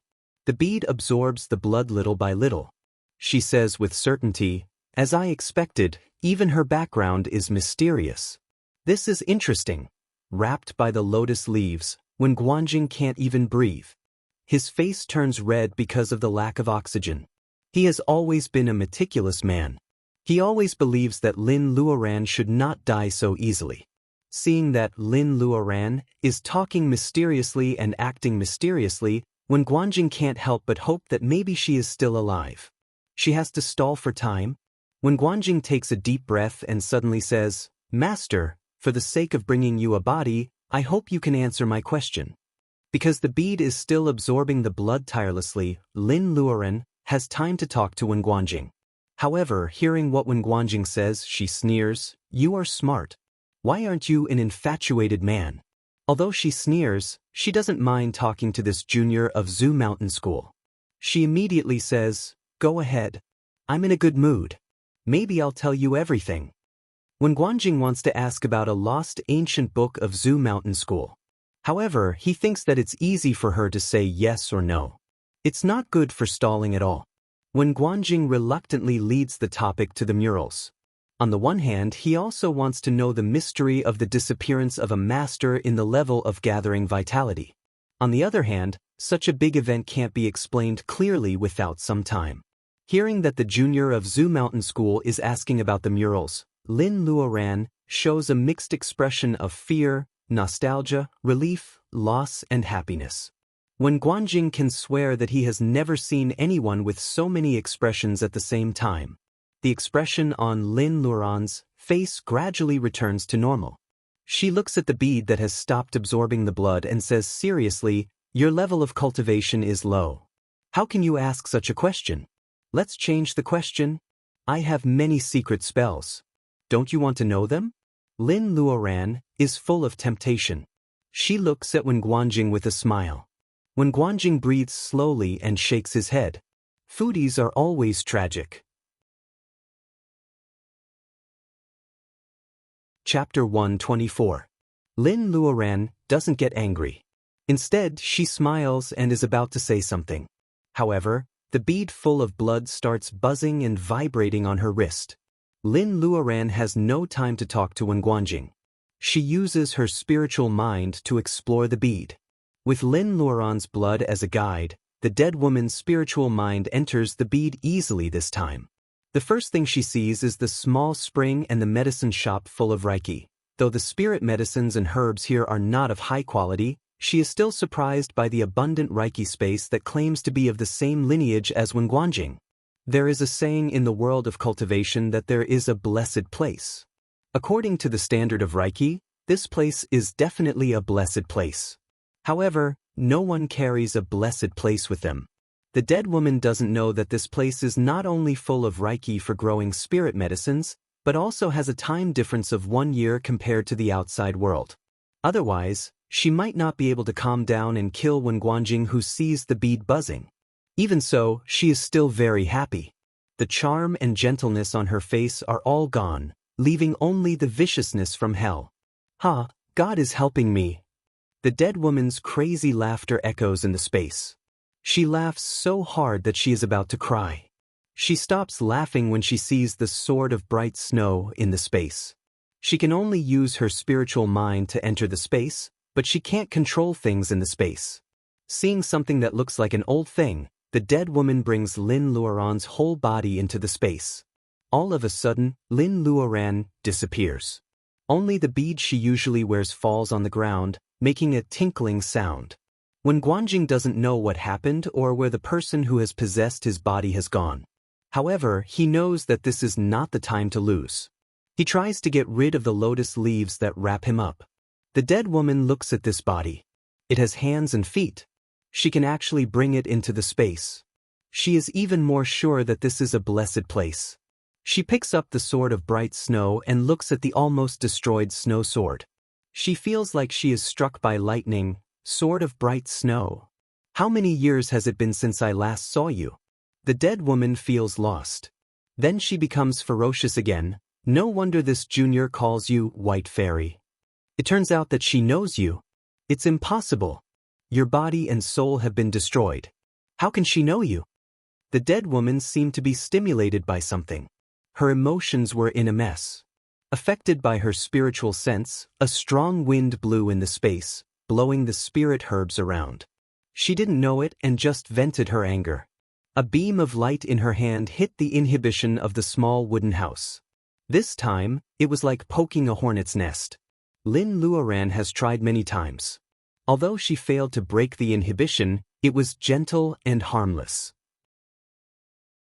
However, that was under the condition that she was recognized by the space. At this moment, the dead woman has taken over Lin's body and used her blood as a medium to cast a spell to open the space of the bead. Therefore, Lin's body can come in unimpeded. The spiritual mind of the dead woman does not belong to Lin Luoran, which has already alerted the space. However, the inside of the bead may be like a computer program with a security sequence. Since the dead woman's spiritual mind does not threaten the bead is only alert but does not fight back. When the dead woman's spiritual mind touches the inhibition, the bead finds that it is not Lin Luoran's spiritual mind, which is its designated manager. Finally, the bead explodes. Obviously, if the bead is like a smart computer, Lin Luoran's spiritual mind is the authorized manager. Now that her spiritual mind is different, the bead thinks that she has been poisoned. The antivirus program starts to run automatically without the consent of Lin Luoran, the manager. The inhibition ripples and the dead woman suddenly raises her head. The strong wind in the space finally stops. However, the bead is not going to let the intruder go easily. The inhibition changes like ripples on water. There is a red light above the cabin. A phoenix's cry resounds through the space. A fire phoenix finally shows its head from the inhibition. It looks down at Lin Luoran coldly. It is pure spirit fire, but its eyes are so cold. The dead woman was an absolute master in the world of cultivation when she was alive. Those who can call themselves I are all cultivators of the level of gathering vitality who are recognized by the world of cultivation. As a high-level cultivator, the dead woman has encountered countless life and death battles. However, she has never met an opponent with such a chilling look as the fire phoenix. After staring at the phoenix for a few seconds, the dead woman feels cold all over her body. She can't help but step back and trample several spirit herbs. At such a moment, she dares not to leave the space. She has an intuition that if she moves, the fire phoenix will kill her without hesitation. The dead woman sweats and suddenly smiles. This bead belongs to the female cultivator. Even if the bead is sealed, she is now in this body. If the fire phoenix wants to kill her, doesn't it mean that it will kill the master as well? The dead woman is relieved and smiles brightly. The fire phoenix seemed to know what she was thinking and revealed a very human-like sneer. It flapped its wings and flew out of the restrictive spell. It gracefully circled above the small wooden house a few times and once again let out a clear cry. At this moment, Lin Luoran's spiritual mind, which is trapped in the ocean of consciousness, starts to move. Humph! The dead woman snorts and immediately withdraws her spiritual mind into the ocean of consciousness. The net she made is still there and the fire is still burning. However, something is struggling in the net. The dead woman pinches her fingers and the fire of spiritual mind burns more fiercely. The struggling thing in the net gradually calms down. The dead woman breathes a sigh of relief. The fire phoenix is so powerful. It seems that it is just a bluff. The dead woman subconsciously feels that she shouldn't be so relaxed. However, she has been sleeping for many years. After 1,000 years, she can not only possess a body but also get such a treasure as the bead. Of course, she is overjoyed. She just needs to get rid of Lin Luoran's spiritual mind and then she can completely take over this body and this mysterious place. Thinking of this, the dead woman's fire of spiritual mind burns like it is free. She can't wait to burn Lin Luoran's spiritual mind into ashes. In the crackling calcination, Lin Luoran's spiritual mind shrinks as the big net shrinks. Finally, it is the size of a walnut. The dead woman smiles and reaches out her hand, ready to crush the walnut. The hand of spiritual mind she transforms is exactly the same as when she was alive. It is white and slender with 10 green fingers. Though it is a vicious thing to destroy someone's spiritual mind, It is undeniable that every move of hers is indescribably beautiful. Unexpectedly, as soon as the dead woman touches the fireball, she screams in pain and takes her hand back as if it is stained with strong acid. White smoke rises from her right hand. She is burned by her own fire of spiritual mind. This is absolutely impossible. Young man, how dare you play tricks in front of me? Looking at her injured hand, the dead woman scolds angrily. However, she only gets a sneer from the walnut-sized ball of fire. After hearing about the tragedy of Fudipo's hand, Lin Luoran comforts her today. You have to strive to be an inspirational role model. You have to keep writing. You have to be strong even though you are disabled. Chapter 125. Phew. There will be another chapter later. Try to deliver it before 12 o'clock. There is a saying that real gold is not afraid of fire. The more fire burns gold, the more impurities it will produce, making it purer, brighter, and shinier. There was another saying that the phoenix was a type of divine bird that was passed down from generation to generation. They would always place the phoenix egg in a raging fire and experience the burning of the raging fire. Only under this kind of incessant burning pain day and night could the young phoenix break out of its shell and be reborn. When Lin Luoran was caught in the big net, her spiritual mind was burned by fire. Every part of her body was in pain. At first, the pain was reflected in her body. Later, when her body was taken over by the dead woman, the pain was reflected in her spiritual mind, which was 100 times more painful than before. Lin Luoran was so stubborn that she would rather die than admit defeat. Even if she wanted to give up, the dead woman's fire of spiritual mind would take advantage of her weakness and burn her into ashes.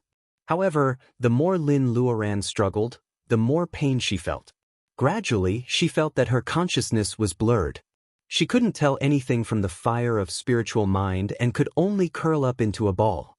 At first, Lin Luoran could still hear the conversation between Wen Guanjing and the dead woman who wanted to take over her body. Gradually, she felt that the voices outside became lower. Then she could only vaguely remember her name. However, after a while, she couldn't even remember why she fell into such a situation because of the fire of spiritual mind.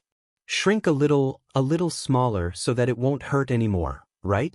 Lin Luoran's spiritual mind gradually shrank and compressed to the size of a walnut.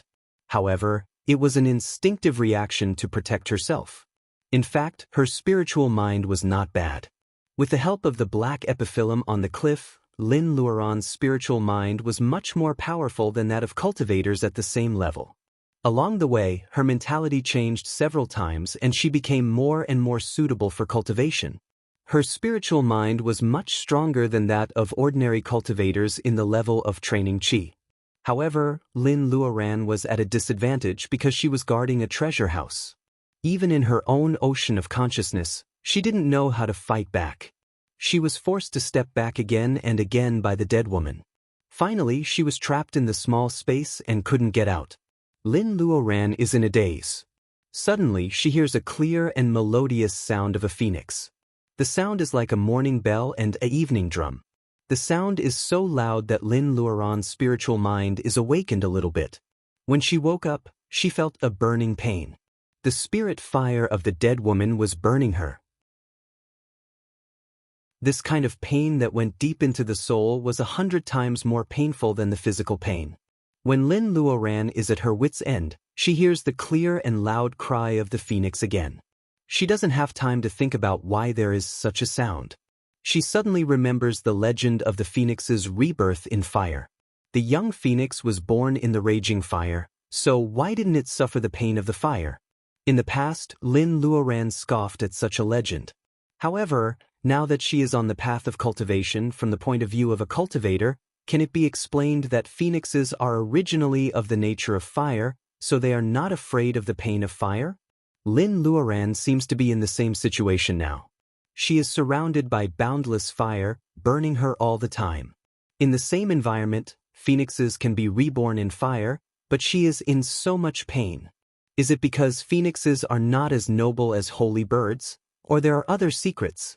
If I am also of the nature of fire, Lin Luoran is so shocked by this idea that she even forgets the pain for a moment. She is only thinking about whether this idea is possible or not. Lin Luoran first thinks of the nature of fire in her body, and then she traces back to the reason of the nature of fire Reiki. Lin Luoran remembers that it was on the rooftop of Baojia's house.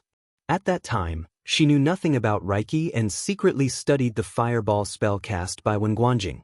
By chance, she fell into meditation and felt the Reiki molecules with different natures in the world. The fire Reiki molecules with a small tail were the most naughty. At that time, Lin Luoran's spiritual mind was injured. These Reiki molecules thought that she was easy to bully and came to play with her. At that time, she was immersed in the colorful starry sky. When she woke up, there was a fire Reiki in her body. Is this the feeling at that time? The fire of spiritual mind is still burning. In fact, the real time is very short, but Lin Luoran feels that it has been a long time. It is so long that she only feels pain. It is so long that she becomes stubborn and has to suppress the fire. Lin Luoran spends a lot of willpower to ignore the burning pain of the fire of spiritual mind. She begins to touch the fire of spiritual mind carefully. Without the restraint of the physical body, Lin Luoran's spiritual mind is more than several times sharper now that she is in the ocean of spirit. All the fire in the world is composed of the smallest molecules. Lin Luoran's walnut-sized spiritual mind once again feels those little things with a small tail. However, they are even more bad-tempered than the restless Reiki molecules outside. As soon as they see that Lin Luoran's spiritual mind is gone, they all curl up into a ball and rush to bite her fiercely without any mercy. Lin Luoran's idea of softening them fails. She is so evil that she imagines herself as the fierce Reiki molecules and threatens them fiercely.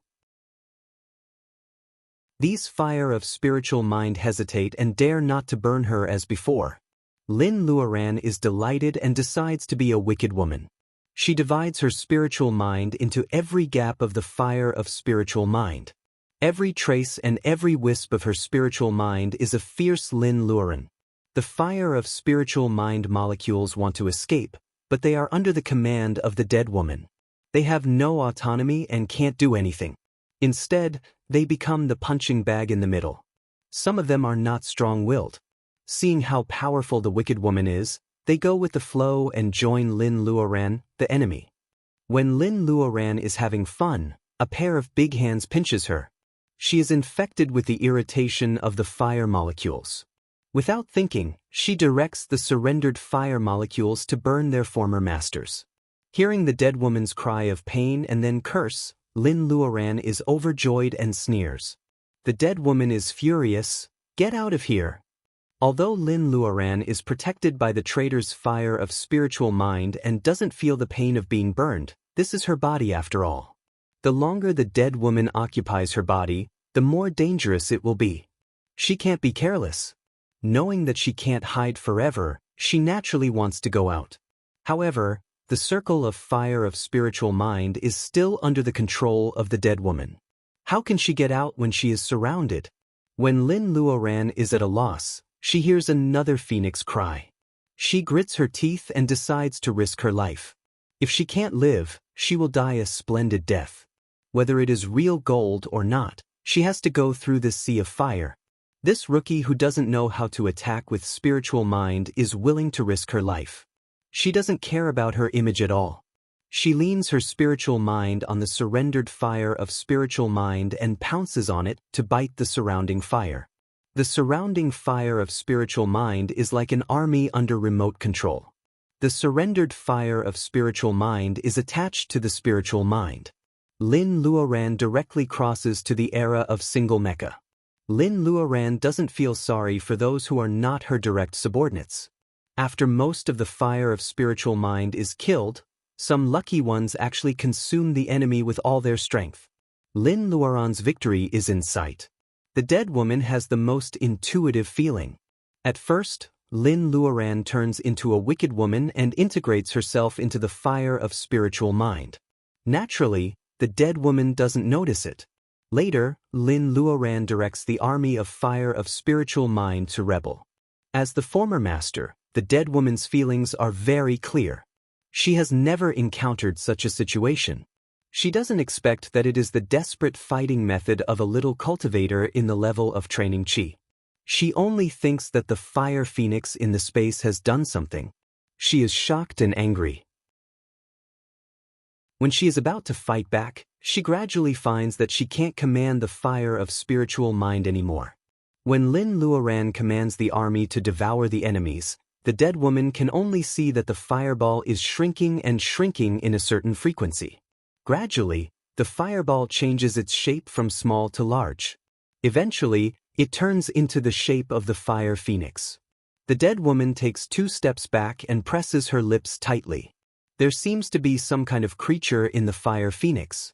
Although it is the shape of spiritual mind, it is also amazing. Poof! Chapter 126. Being stared at by Lin Luoran, the dead woman feels cold all over. She is not only in red but also her temperament. She is playing with a small flame in her hand. There is a looming phoenix pattern between Lin Luoran's eyebrows. You are so shameless. You must have been a heroine in the past. How dare you pretend to be White Fairy and try to possess me when I am distracted? The dead woman spits. I don't want to pretend to be someone else's name. My family name is Bai. What's wrong with calling me Fairy? Her family name is also Bai. The bride in the mural is wearing the sword of bright snow and looks exactly like White Fairy. Lin Luoran has watched a lot of melodramatic TV dramas. She also knows that there is a kind of existence in this world called twins. Is this woman White Fairy's twin sister? Lin Luoran feels disgusted. She doesn't know who the bride in the mural is, but it has nothing to do with her. Lin Luoran has always been a person who can distinguish between kindness and hatred. Even if White Fairy is here today and wants to possess her body, Lin Luoran will still make her disappear without mercy, let alone this sister who comes out of nowhere. How dare you call yourself a fairy? Today, I will destroy your soul and you will never be able to possess me again. The spirit fire in Lin Luoran's hand gradually turns into the shape of a bow. Lin Luoran is reborn from the fire and has an epiphany about fire. She is trying to use the fire arrow spell of the spells of the 5 elements with the spirit fire. The spirit fire gathers in her hand. It has been swallowed by her and no longer belongs to the dead woman, but Lin. Therefore, when it starts, the whole ocean of consciousness is responding. The barren land turns into a sea of fire. Lin Luoran uses the spirit fire in her hand as a primer and casts a spell. The whole ocean of consciousness turns into a sea of fire. It seems that the fire has always been there, but it is just sleeping and now it is awakened. The dead woman sneers. Her spiritual mind turns into rain and the sea of fire fades at a speed visible to the naked eye. Lin Luoran smiles. She is not in a hurry. As soon as she makes a gesture, the sea of fire spreads again and evaporates the rainwater quickly. When the water meets the fire, it forms a hot airflow. The entire ocean of consciousness feels like it is soaked in steam. It is hot and sweaty. Lin Luoran is fighting with the dead woman with spiritual mind. Though it is not a real spell, the feeling of the spell imprinted in the soul is more real than that of the body. The dead woman is suffering for a while. She had cultivated all her life and only her soul remained.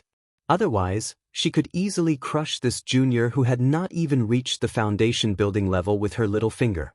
The more she was restrained in the ocean of consciousness, the more she wanted to possess this body.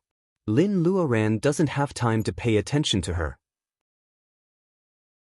At this moment, her whole body is integrated with the ocean of consciousness. Lin Luoran's control of the world in the ocean of consciousness has reached the peak. She held the bow in her left hand and placed her right hand on the bowstring. She pulled her arm back and the bowstring was pulled to its fullest. Lin Luoran is completely relaxed. She doesn't even need to aim. Lin Luoran is 100% sure that this spirit arrow made of the hottest spirit fire can hit the dead woman in white. The dead woman screams and suddenly disappears. Her voice comes from the void of the ocean of consciousness. I know the mystery of the disappearance of the masters in gathering vitality. Don't you want to know? Is she tempting her? Lin Luoran smiles. Of course, she wants to know the mystery. However, compared to her own life, the biggest mystery is nothing compared to her determination to eliminate this threat. Whoosh! The arrow leaves the bowstring and shoots to somewhere in the ocean of consciousness. There is a sea of fire. The arrow goes in and a white dress falls out. It is the dead woman in white who has been hiding. She wants to say something but stops on second thought. It seems that she has something to say to Lin Luoran. However, before she can say anything, she is shot by the arrow. In front of Lin Luoran, she turns into a puff of white smoke. After 2 circles in the sea of fire, she completely disappears. Lin Luoran puts down the bow. She feels that her spirit is extremely tired and the fire in the ocean of consciousness is fading away. The coldness in Lin Luoran's eyes fades away. She looks at her spirit. Although it is very tired, it seems to be more solid. Could it be that this battle of life and death had strengthened her divine sense? The feeling of regaining control of her body makes her feel at ease. No matter how good it is, she doesn't want to fight with her spirit again. Lin Luoran moves her hands and feet and opens her eyes. She finds that she is in the space and feels lucky. Fortunately, the dead woman has been eliminated. Otherwise, the secret of her space will be exposed. However, the space was unbelievably quiet. What was going on with the phoenix cries that she had heard earlier that woke her up? Lin Luoran looks at the sword of bright snow on the straw mat and feels confused. Is it them? Looking at the spirit herbs lying all over the place, Lin Luoran feels like someone has stepped on the whole space. The spirit herbs and spirit medicines are all over the place. Lin Luoran wants to tidy them up immediately, but she doesn't know how long she has been in here. She is not alone and she can't stay in the space for too long. After the battle, Lin Luoran has lost her usual calmness and cautiousness. She just flashes out of the space. Well, what is this bouncing thing? When Guanjing comes out of the lotus pond and sees that there is only a bead on the ground of the crystal coffin. The dead woman has disappeared with Lin Luoran's body. He thinks for a while and still can't figure out what kind of spell it is. He can only evaporate the water on his body and pick up the bead on the ground. If he really can't find Lin Luoran, when Guanjing thinks that the bead, which she used to wear every day, is a relic, he should keep it well and bring it back to her family. The bead still has the faint fragrance of its owner, but the beauty is gone. When Guanjing feels lost in such an atmosphere no matter how experienced he is. When Guanjing stands there for a while and feels lonely. When he is about to put the bead away, he feels something heavy in his hand. In the blink of an eye, he finds that there is a person in his hand. He almost falls down because of the sudden weight. He leans forward and seems to be closer to the person. He smells a faint fragrance and feels that the fragrance is so familiar to him. He takes a closer look and finds that the face is only the size of a palm. The eyebrows are of the right thickness as if they were painted by the best painter. The skin is white and the eyes staring at him are as bright as the stars in the night. Is her? Standing beside the swaying lotus pond, when Guanjing is absent-minded for a moment. Lin Luoran is embarrassed. She never expected that she would be in Wen Guanjing's arms.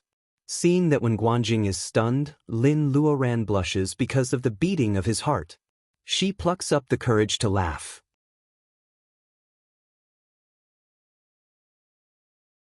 Chapter 127. Brother, please let me go. When Guanjing feels like he has been hit on the head. He grimaces in pain as if he is holding a soldering iron. He puts Lin Luoran on the ground immediately.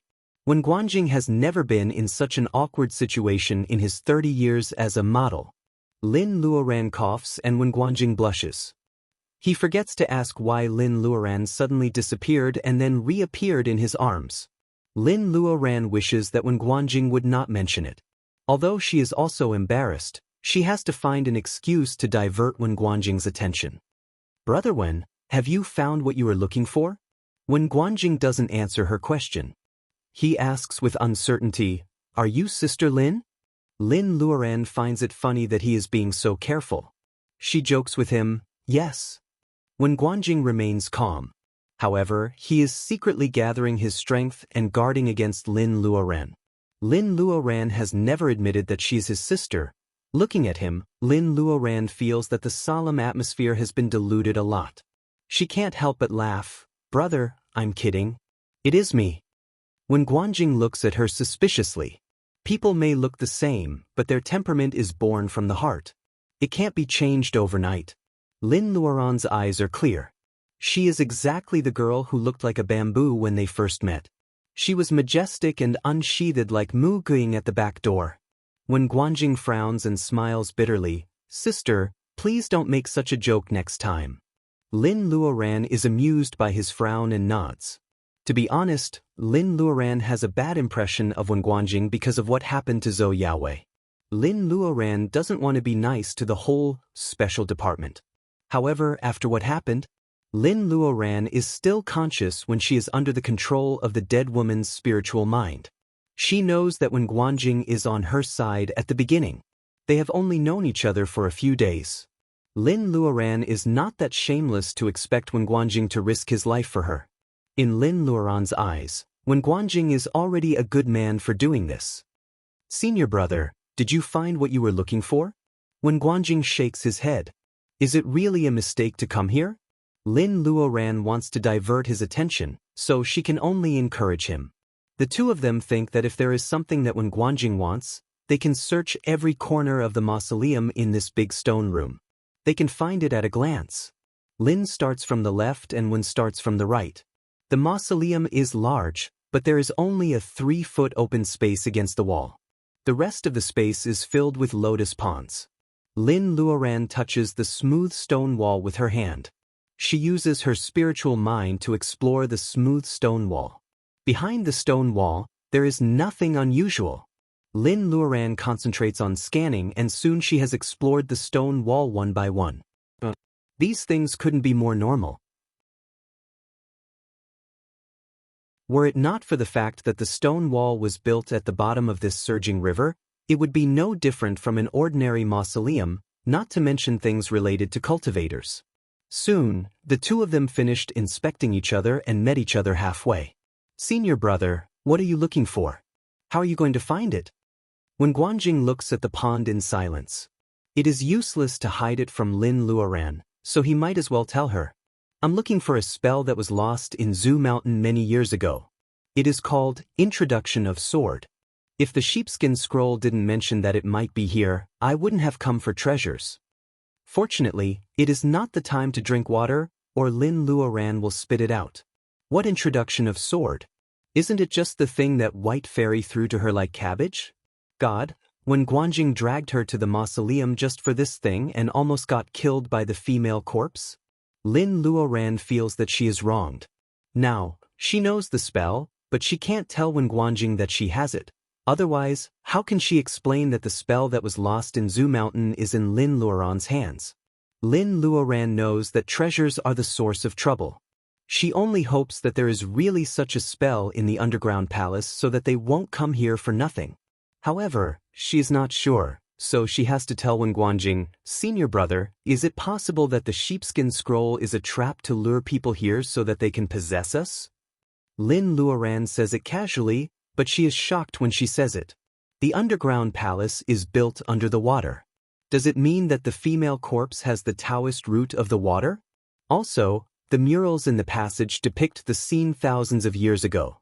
Cultivators in the level of gathering vitality fly to the colorful circle of light. Did they really fly to the circle of light? Or is it just the most popular saying in the world of cultivation to cater to people's psychology? The murals pretend to be erased to make people think that there is an answer in the underground palace. However, if it is such an important place, why did Wen Guanjing really open the door after trying several spells of inhibition? Thinking about it now, Wen Guanjing may be able to break the inhibition by force even without spells of inhibition. This is not the priority of protecting the owner of the mausoleum. According to the traditional thought of the state of Huaxia, the dead should not be disturbed. Even the most hardcore cultivator doesn't want others to rob his tomb easily. Lin Luoran takes a deep breath. She is so lucky that she can escape from such a trap. Wen Guanjing is not stupid, but he is tempted by money. All cultivators in Zhu Mountain are sword cultivators. As the most powerful cultivator in the new generation, He knows how important the primary instruction is. For Wen Guanjing, the primary instruction is more tempting than the richest man in the world. Even Lin Luoran can figure out the trap.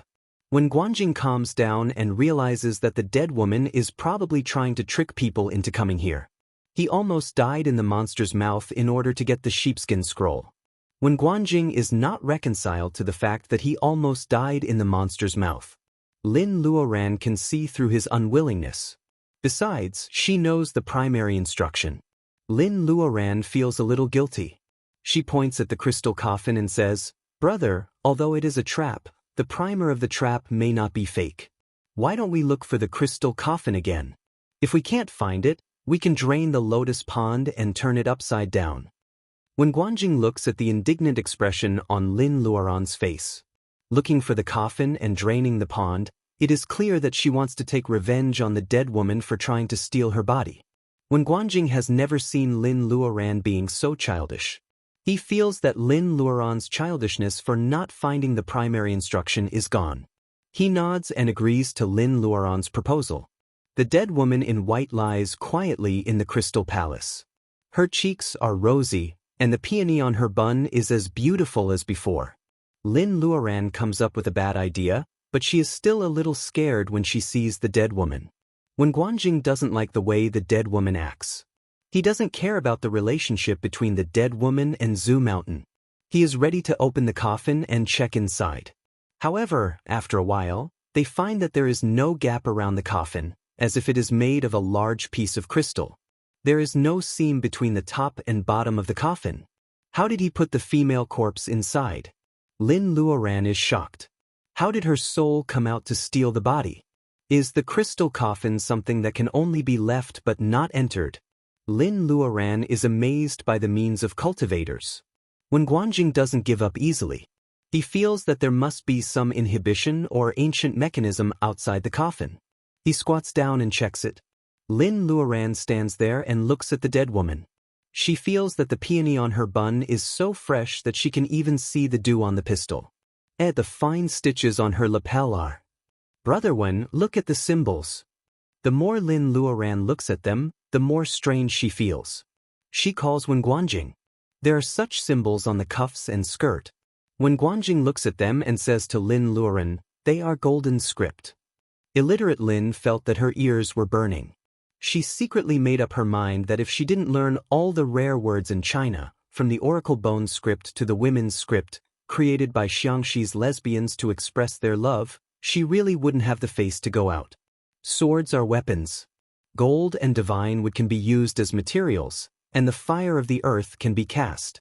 When Guanjing recognizes the words word by word. The first part of the book also exists in Zhu Mountain, so it is undoubtedly the primary instruction. He is so excited that he reads the primary instruction to Lin Luoran, an outsider. Lin Luoran coughs to remind Wen Guanjing. When Guanjing stops talking and takes out a jade slip, he starts to record what he has seen. Lin Luoran also has the primary instruction. There are more than 10,000 words in it. Though it is a treasure for a rookie like her, she thinks that it is only about refining weapons and the classification of flying swords and magic weapons. It doesn't talk much about the Tao of Sword. She doesn't know why Zhu Mountain values it so much. Lin Luoran doesn't understand it, but when Guanjing is worried. The characters are all embroidered on the cuffs and skirt of the dead woman. He can see the part on the body clearly, but the most important part is on the back of the skirt. It is pressed by the dead woman's body. When Guanjing is so anxious that he is sweating. When Guanjing is in a dilemma, but Lin Luoran is sober. "Brother Wen, the coffin is transparent on all sides. If we lift the coffin, we can see the characters on the back." Lin Luoran feels that she is narrow-minded. When Guanjing is laughing at her for not knowing how to use golden script. However, when Guanjing has to thank her for bringing it up now. There is no better way than this. When Guanjing puts his hand on the edge of the coffin, the crystal doesn't look cold, but it turns out to be bone-chilling. He can't stand it anymore. He puts fire reiki into his hand and is about to lift up the coffin. As soon as the fire reiki touches the coffin, they hear the sound of leaves being blown by the wind. Lin Luoran feels danger. She straightens her back and turns her head boldly. Snakes. The fragrant lotus pond is full of snakes of different sizes and colors, but they are all disgusting and stinky. Not only that, the stone door, the passageway, and every corner of the underground palace that the two of them came from had no gaps left. Apart from the platform where the crystal coffin was placed, the entire underground palace was filled with all kinds of snakes that came out of nowhere. There was not even a single gap left.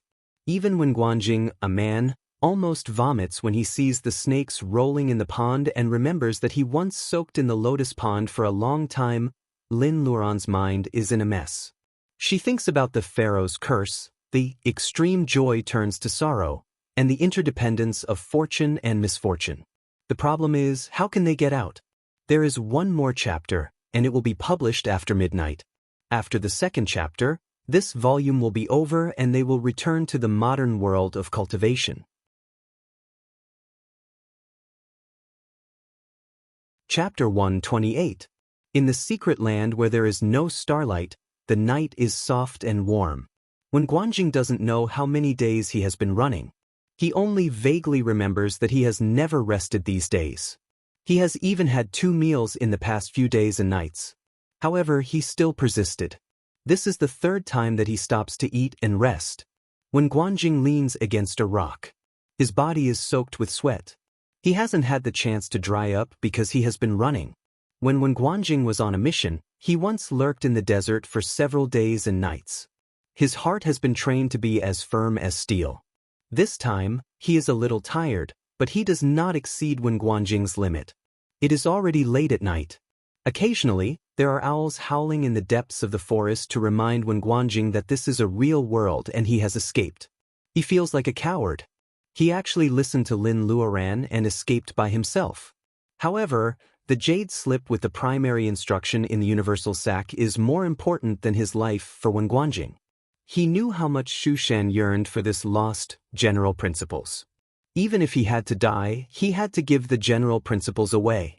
When Guanjing takes out a bottle of water from the universal sac, his universal sac is filled with various jade boxes. Those are the spirit herbs he collected in the secret land with Chu Iran and other school brothers. The jade boxes are used to block the loss of Reiki. Except for the clean water that is necessary for emergencies, when Guanjing has thrown away all his food in order to store the spirit herbs. He is experienced in surviving in the wild. With a glance, he finds several edible tubers. He can roast them with the simplest fire spell. When Guanjing only eats 1 piece and wraps up the rest. These days, he has been hoping that Lin Luoran will catch up with him, so he has been following the shortest route marked on the jade slip. However, it turns out that it is just his wishful thinking. After eating the roasted tuber with clean water, when Guanjing wipes his sweat and stands up straight, taking one last look at the direction where he came from, when Guanjing gives up on his wishful thinking. Since Lin Luoran hasn't caught up with him for several days and his flying sword is broken, he can only walk on his feet. He can't slow down anymore, or he won't be able to reach the exit. That was the last time he looked back. In the next 2 days, when Guanjing lives in the open as usual and exerts his full potential. He tries to hide himself in the background of the environment and avoids conflict with monsters on the mountain. He rushes to the exit as fast as he can.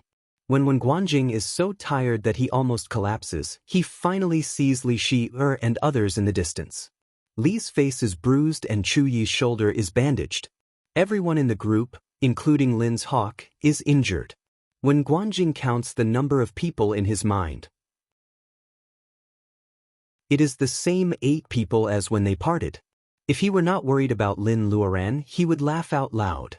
He didn't want to know what Li and the others had experienced on their way back. He only knew that none of them were missing. When Guanjing sighs, how could he not be a burden to his school brothers and sisters?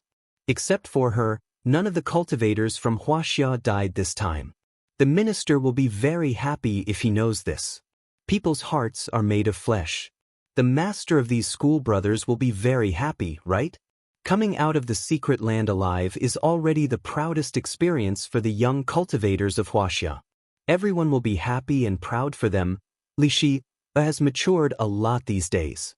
With her strength, her school brothers no longer treat her as a playful school sister.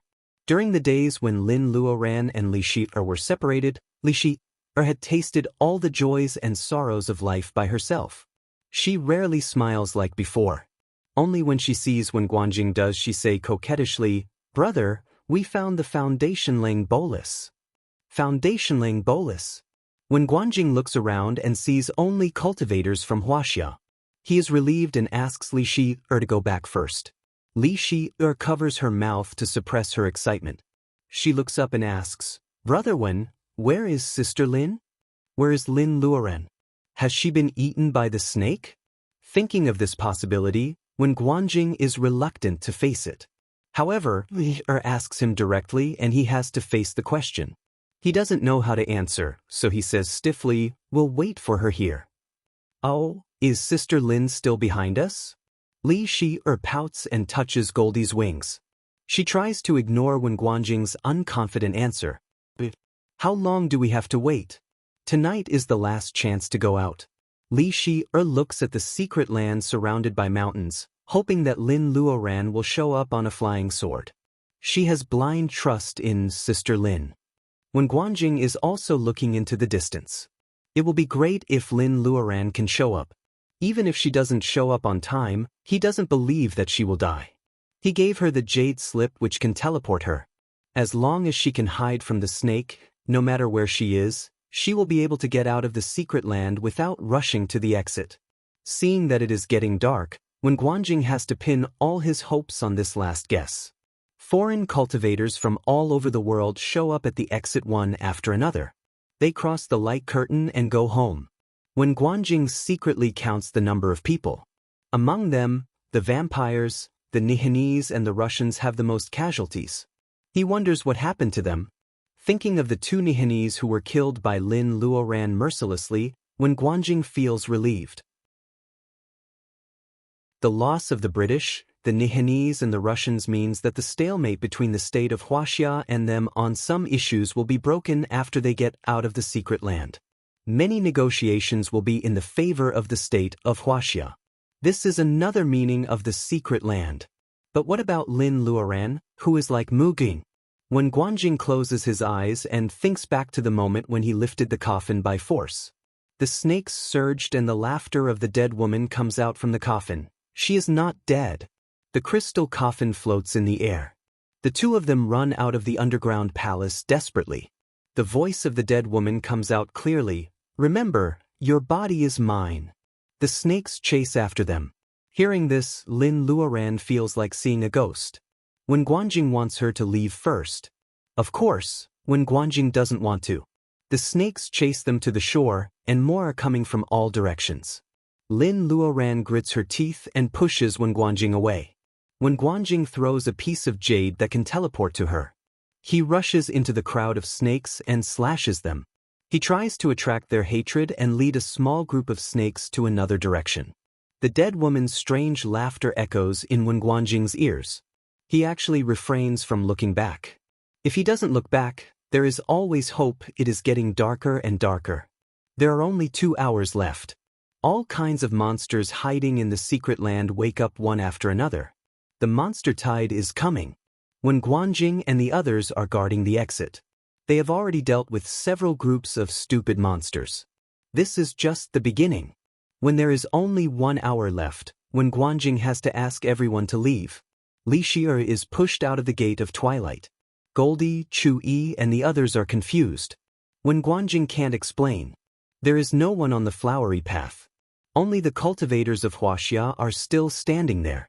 As long as they cross the light curtain, they will not be able to enter the secret land again. Therefore, they can only wait for Sister Lin, who scared off all the cultivators with her sword, to come out as soon as possible. However, Lin Luoran still doesn't step out of the light gate even when the undersea passage will disappear if she doesn't leave. When Guanjing says that Lin Luoran may choose to teleport on the spot, but everyone still has an ominous feeling. Holding the restless Goldie in her arms, Li Shi'er runs to the elevator first. Goldie's wings destroy many flowers. Li Shi'er tears when she runs with Lin Luoran on her back. "Sister Lin, you will come back, won't you?" The one who chooses to teleport on the spot is Lin Luoran's old acquaintance, Crystal. In the wilderness, Crystal commands the bat on her shoulder to suck the blood of a single-horned crocodile. Crystal feels as if she is standing in the clouds. She is like a person who has just satisfied her drug addiction. She feels indescribably comfortable. She never knew that she likes killing so much. Ever since she caught the vampire bat sent by the Black Shadow Venerable and made a contract with it, Crystal has become even more powerful. Every time the vampire bat sucks blood, more than half of the power of the blood will be converted into Crystal's power. Crystal's strength grows every day. As expected, blood is the destiny of a vampire. Crystal is reluctant to do so. However, 1 month is up. Although she is arrogant, she knows that she is no match for a high-level monster. She has to hold the jade slip and choose to teleport. In the dazzling light, Crystal doesn't see the vampire bat. Her dull eyes turn around and then they are covered by the light again. Not everyone can bear the pain of teleportation. When Crystal appears on the platform again, she bends over and almost throws up. A woman in a kimono on the platform also chooses to teleport. She is not as neat as Crystal. Lin Luoran doesn't know how dangerous she was teleported out. Enduring the pain, Crystal glances at the people on the cruise. Seeing Dana standing on the deck elegantly, Crystal snorts. She turns to the Huaxia cultivators. They are so lucky. 9 of them have come back. However, she is the one who is missing? Crystal can't tell how she feels. Looking at the disappointed eyes of the Huaxia cultivators, she wonders if they are waiting for that person to teleport out. Seeing that the platform under her feet is dispersing, Crystal curls her lips. It's a pity that this is the last chance.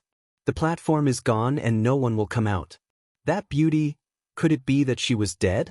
What a pity, Crystal sighs.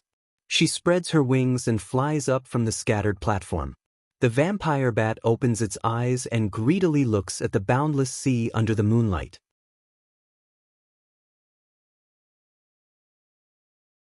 Chapter 129. Under the watchful eyes of the crowd, not a single figure appeared on the ocean platform until the ocean platform dissipated. A person's body was so big that when the platform dissipated, a pearl that suddenly appeared on it and was washed away by the foam of the waves became less conspicuous. When Lin Luoran wakes up, she has already drifted far away from the Bermuda Sea. Thinking that no one has taken advantage of the final battle, Lin Luoran decides to put the dead woman aside for the time being. Anyway, the secret land is closed and no human cultivators are staying in it. Even if the dead woman covets the space and comes to find her, it will be 100 years later. If she wants to come out, she has to rely on possession. She has to recultivate and she is also making progress. Let's not talk about who is stronger and who is weaker. Lin Luoran never worries unnecessarily. How many days and nights are there in 100 years? Instead of living in fear, she might as well focus on self-cultivation. Worrying will never give a person the ability to solve problems. Only by persevering day after day can a person be reborn. The trip to the secret land is exhausting. Lin Luoran just wants to follow her heart. She doesn't resist and goes wherever the waves send her. In the boundless sea, there is endless water reiki to replenish her energy. Lin Luoran could have made a water dome, but she chooses to let her body be in close contact with the sea and melt herself in it. Small fish circle around her, curious about this special individual in the team. Lin Luoran is now following a group of fish, going deeper into the sea with the rise and fall of the tide. Because she was not aggressive at all, and she had slowed down her body to the same speed as the fishes, they did not reject such a huge creature like her. There were even a few lazy fishes that bit the belt of her clothes that floated along with the seawater. They simply hitched a ride with her and saved their strength. Lin Luoran occasionally grabs a starfish and pinches its soft body. The starfish curls up into a ball and then gently lets it go. Sometimes turtles rush up to catch fish and eat. Although turtles are slow on land, they are surprisingly fast in the sea. When Lin Luoran is hungry, she comes to the surface and takes out the peaches planted in the space to eat. Often, some pieces of fruit would fall, attracting a school of fish to surround her and snatch them, as if they were the most delicious bait. Mr. Lin loves fishing very much. When he goes back, he must provide some bait for him so that he can defeat those stubborn old men. On second thought, Lin wonders if this is cheating with the space. A door can't get used to Lin's sudden appearance and disappearance, so it bites her dress. When Lin disappears again, it is still isolated from the bead space, which makes the door cry. Of course, if you can see the tears of fish in the sea. In the beginning, Lin Luoran often saw fishing boats on the sea. She didn't want these fishes, who had been with her for a while, to fall into the fishing net, so she often took them away from the course in advance. Tempted by the peaches, these fishes have long surrendered to Lin Luoran's delicious food. They don't care about their own lives anymore and follow Lin Luoran wherever she goes. Later, the seawater became colder and colder, and even the fishing boats disappeared. Gradually, Lin Luoran comes to the shallow sea.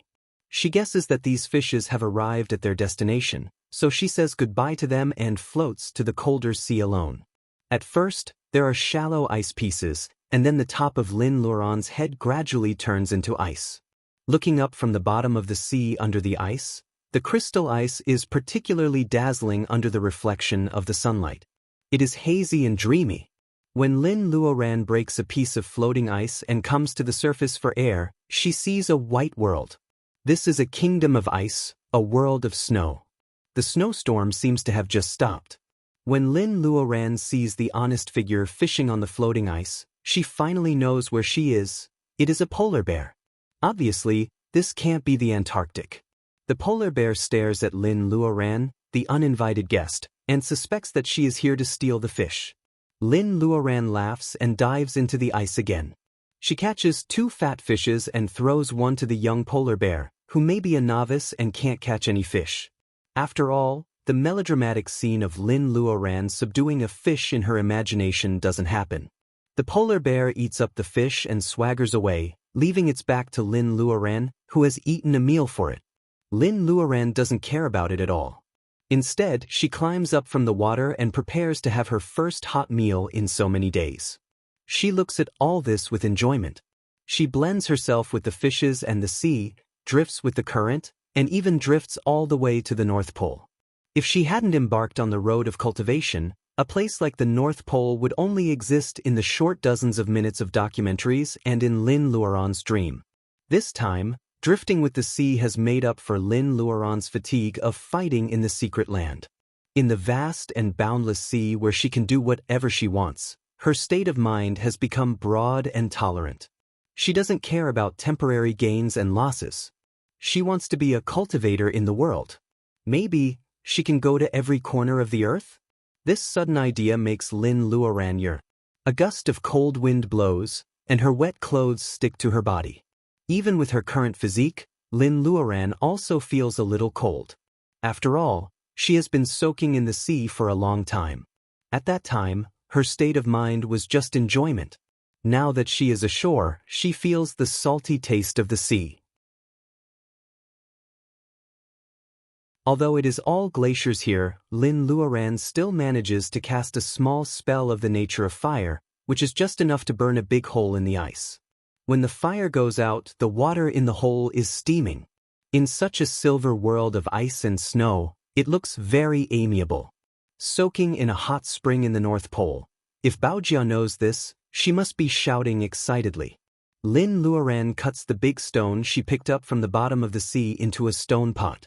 She puts the melted ice and snow into the pot. After that, she slaughters and washes the fish and puts them into the pot. Lin Luoran flops into the water and soaks in the hot spring. In the warm water pool, Lin Luoran thinks of the 24-hour hot water supply in modern cities. In fact, she thinks of her family and friends. While soaking in the hot spring, Lin Luoran is not idle.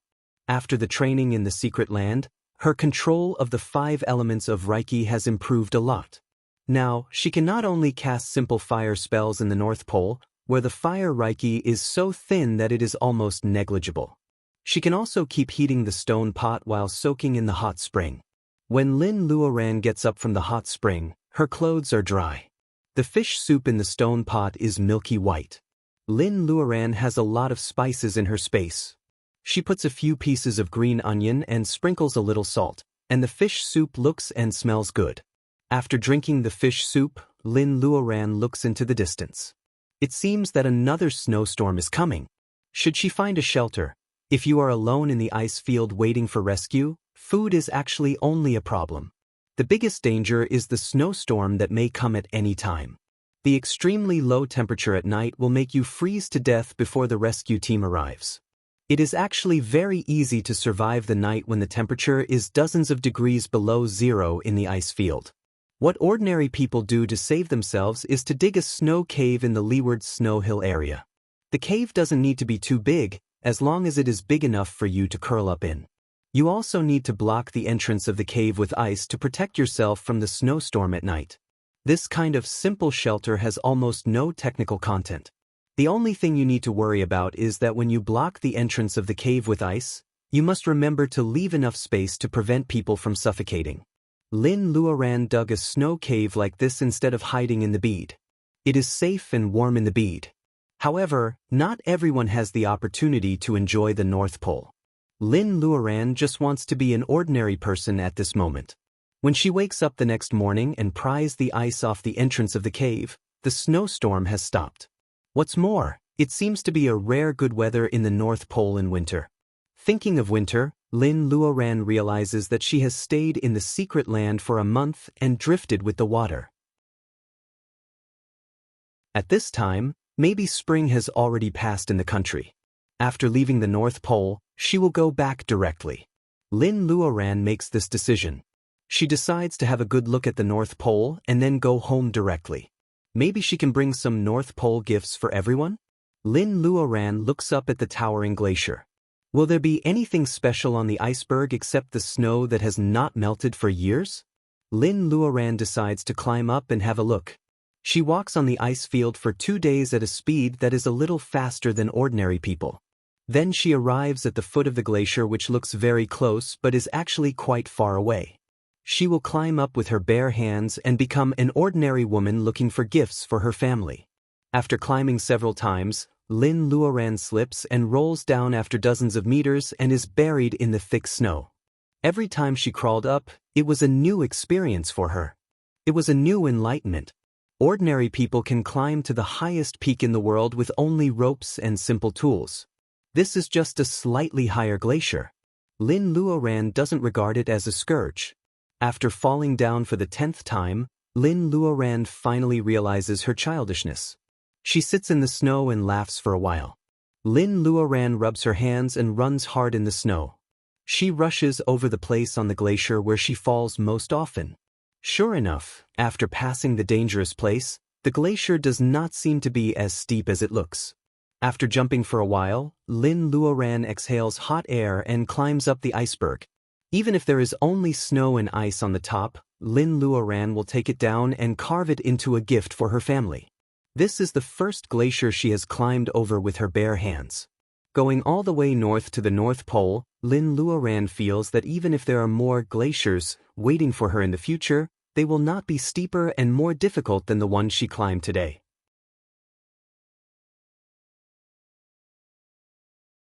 Chapter 130. Most people will never know what it feels like to breathe on an iceberg more than 2,000 meters above sea level. The air is thin and it is difficult to breathe. You can breathe on your hands and the back of your hands will be covered with a thin layer of ice in the blink of an eye. Although there are traces of summer, the 4 seasons of the year are not clear in the Arctic. At least on this frozen mountain, there is no feeling of summer at all. There is a gurgling sound of water. Lin Luoran stomps her feet and thinks that at least the ice will melt into a river in summer. This is the difference between summer and winter in the Arctic. In the summer, there would be moss growing on the tundra, which was why sheep and deer could survive on this piece of land. However, on this iceberg, it was a pure white world without even a trace of a mouse. Hearing the sound of water, Lin Luoran follows the sound. In summer, the temperature rises and the ice and snow melts. Small streams of snow water slowly converge into an ice river. This is the river Lin Luoran finds. The river was so clear that one could see the bottom. At the bottom of the river, there were pebbles that had been washed clean by the water. They lay there quietly. The sunlight shone on the river, making the pebbles at the bottom of the river look lively and cute. Lin Luoran walks along the river. There is soft moss on the ground, which is said to be the favorite food of Arctic deer. It is soft and dry, very comfortable for people to step on. The more she walks, the more peaceful she becomes. The beautiful river flowing in the iceberg. If she has a camera, she will definitely take a picture of it. When Lin Luoran is sighing, she sees a flash of silver light in the river. It passes through the river under her feet in the blink of an eye. Hey, is there a fish in such cold water? With Lin Luoran's eyesight, she just sees its long body flashing by. She really can't see what it looks like. It is so fast. Lin Luoran is interested and runs after it. The little fish jumps in the river as fast as lightning. Lin Luoran speeds up her body to the limit, but she can only see the fish jumping occasionally. Lin Luoran keeps chasing after it. She goes deeper and deeper into the iceberg. Gradually, she comes to a valley. Lin Luoran is surprised by the different temperature and stops. She could not remember how long she had been walking. It seemed that she had climbed over the iceberg and arrived at a slightly shorter peak next to it. This was an ice valley in the call of the mountain. The water of the glacier all converged into the lake in the valley, and there were no other gaps. The strange fish should be hiding in the lake, right? Lin Luoran feels that it is very cold here. It is reasonable. Generally speaking, the temperature should be lower in the high altitude than in the low place. However, the snow on the high mountain has melted. Why is there still a thick layer of ice on the lake? At first, Lin Luoran thinks that it is because the air in the valley is blocked and the cold is stagnant. However, when she gets closer to the lake, she finds that the cold comes from the lake. It is not particularly cold in other places of the valley. It is a bit strange. Lin Luoran wanders around the lake. This lake is a bit strange. What is different? The ice is thick, so Lin Luoran is safe to step on it. She takes a few steps to the lake and finds that there is light smoke in the center of the lake. A figure as long as a chopstick jumps out of the lake about 3 feet high. It is the fast strange fish. Lin Luoran is so happy that she forgets that there is light smoke in the center of the lake. She jumps up and runs to the lake. In the air, she sees that the center of the lake is not frozen. A stream of hot air blows on her face. As soon as Lin Luoran's toes touch the ice, she hears a crisp sound. It turns out that the ice in the center of the lake is thinner than other places. The hot air blows on her face. It turns out that the water in the center of the lake is hot. Lin Luoran accidentally steps on the ice. It is not a big deal for her. She can jump up easily. However, at this time, the strange fish jumps out of the water and bites Lin Luoran's fingers. The fish's teeth are sharp and it even bites 2 small holes on her fingertips. Lin Luoran is so angry that she feels that half of her body is numb. As soon as she jumps up from the broken ice, half of her body is suddenly numb. She has no strength and falls into the lake. The fish that bit her is gone. Lin Luoran doesn't know whether to laugh or cry in the water. She used to say that it is rare to have a hot spring at the North Pole. Isn't the water in the center of the lake hot? Of course, if she is not numb and powerless now, she will really enjoy it. Lin Luoran's body is weak. She manages to hold up a water dome and then she sinks into the lake. Lin Luoran doesn't know what kind of strange fish it is. With one bite, Lin Luoran, who is barely a cultivator, feels numb all over. She has just held up a water dome to protect herself, but now she can't even cast a spell. She sinks to the bottom of the lake like a stone. Lin Luoran secretly curses the silver fish for several times. She tries her best to keep her eyes open and watch herself sink deeper and deeper. Through the water shield, she can feel that the temperature is getting higher and higher. At first, the hot spring is about to boil. Lin Luoran feels that her eyelids are so heavy that she can't keep them open. She closes her eyes unconsciously. The best thought is that the water is getting hotter and hotter. Will she end up like the fish soup that she ate when she first came to the shore? Lin Luoran dreams that she is lying on a rocking chair in the backyard of the Lin's house. She is drowsy and little Luodong runs to her with a smile. He bumps into her arms. Lin Luoran shivers and then she wakes up. However, The reality is that Lin Luoran wakes up from her dream and finds herself still lying in the water dome. It is not little Luodong who jumps into her arms. It is the stinky fish that bit her and is playing with the water dome outside. Although it is small, it bites hard and hits the water dome with great strength. Lin feels that her hands and feet are full of strength again. She makes a face at it in the water dome. It scares away the strange fish with a pair of round eyes whose back is silver but its body is actually transparent. Lin Luoran starts to look around. First of all, she is at the bottom of the lake. She can see the shimmer of the lake when she looks up. Maybe it is already dark now. Lin Luoran doesn't feel hungry. It seems that only half a day has passed since she fell asleep. The strange fish has already run away. Lin Luoran can't take revenge on it even if she wants to. Besides, she is just curious. Reiki is running normally inside her body. Lin Luoran can only comfort herself that it is a blessing to suffer a little loss. She has seen the strange fish that can play in the ice water and swim freely in the boiling water. Lin Luoran decides to tell her father and others about it so that her climbing the iceberg will be worthwhile. Lin Luoran is optimistic. She is about to go up from the bottom of the boiling lake. Night comes quickly in the North Pole. There is no light on the surface of the lake, let alone the bottom of the lake. In the darkness, Lin Luoran finds that there is a faint blue light under her water dome. Lin Luoran takes a closer look and finds that it is a grass that is swaying with the water. The grass has 5 long and narrow leaves of different lengths. It seems that the grass is doing well in the boiling water. Lin Luoran touches its shining blue leaves through the water dome. Her fingers are almost frozen. It is boiling water here. Why is the grass so cold? Lin Luoran is surprised. She uses her clear sight to look at the grass. She covers her mouth and pinches her thigh. It hurts so much. This is not a dream.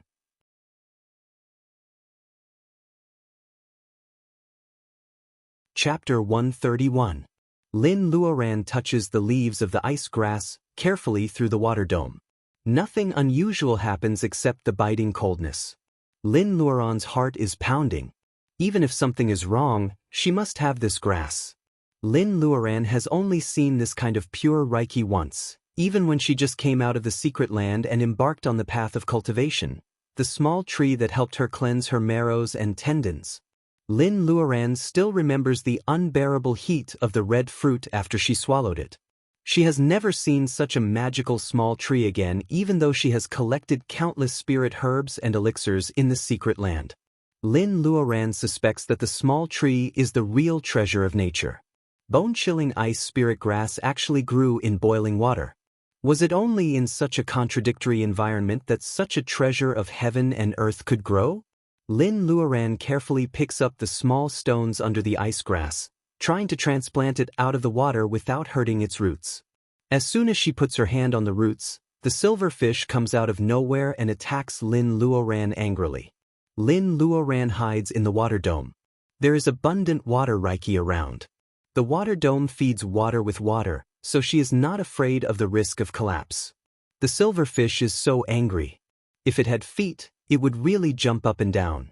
Lin Luoran feels the pleasure of revenge. Treasures of nature must be guarded by strange beasts. Is this silver fish the guardian beast? That's so lame. Lin Luoran carefully pulls out the ice grass and pushes the angry fish aside. The water temperature here is too high. If the ice grass doesn't adapt to the temperature and dies, it will be heart-wrenching. At this moment, the only thing Lin Luoran can hope to do is to plant something and grow it to live in the space. She flashed into the space with the ice grass and picked up a few small stones that were originally at the root of the ice grass. There is only water in the small pond in the space. Lin Luoran plants the ice grass beside the shallow pond and circles its roots with small stones. The leaves are still beautiful. It seems that when in Rome, do as the Romans do? She heaved a sigh of relief. The temperature of the pond water hadn't changed yet, so she didn't have to worry about those elixirs freezing to death when she watered them in the future.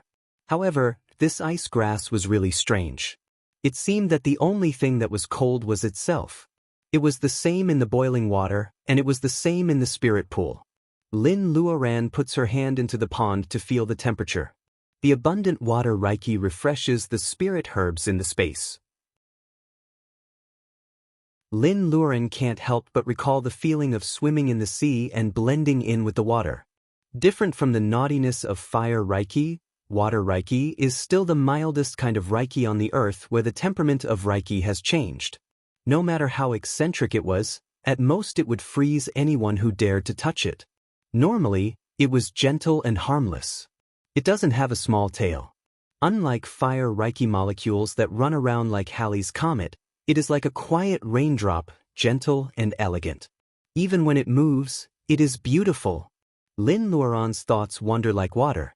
It turns out that she has gained more than she imagined during this period of drifting on the sea.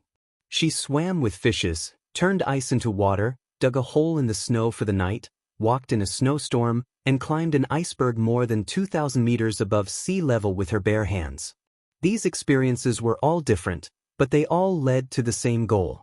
She has never understood the nature of water as much as she does at this moment. Ice is water, frost is water. Water is ever-changing, but it is always the same. Lin Luoran is actually by the spring in the space. She forgot that she is still at the bottom of the lake and unconsciously meditated. She is so meditated that she can't wake up even if there is thunder. However, the bead is still at the bottom of the lake. Lin Luoran has completely forgotten about this at the moment, but she doesn't forget about the silver fish whose spirit herb she robbed. In the blink of an eye, the abominable creature disappears with the thing it guarded. Only a round thing is left between the stones, stained with her breath. The silver fish is not as weak as Lin Luoran thought. It is a magical species. Every 1,000 years before it evolves, it will grow smaller and smaller.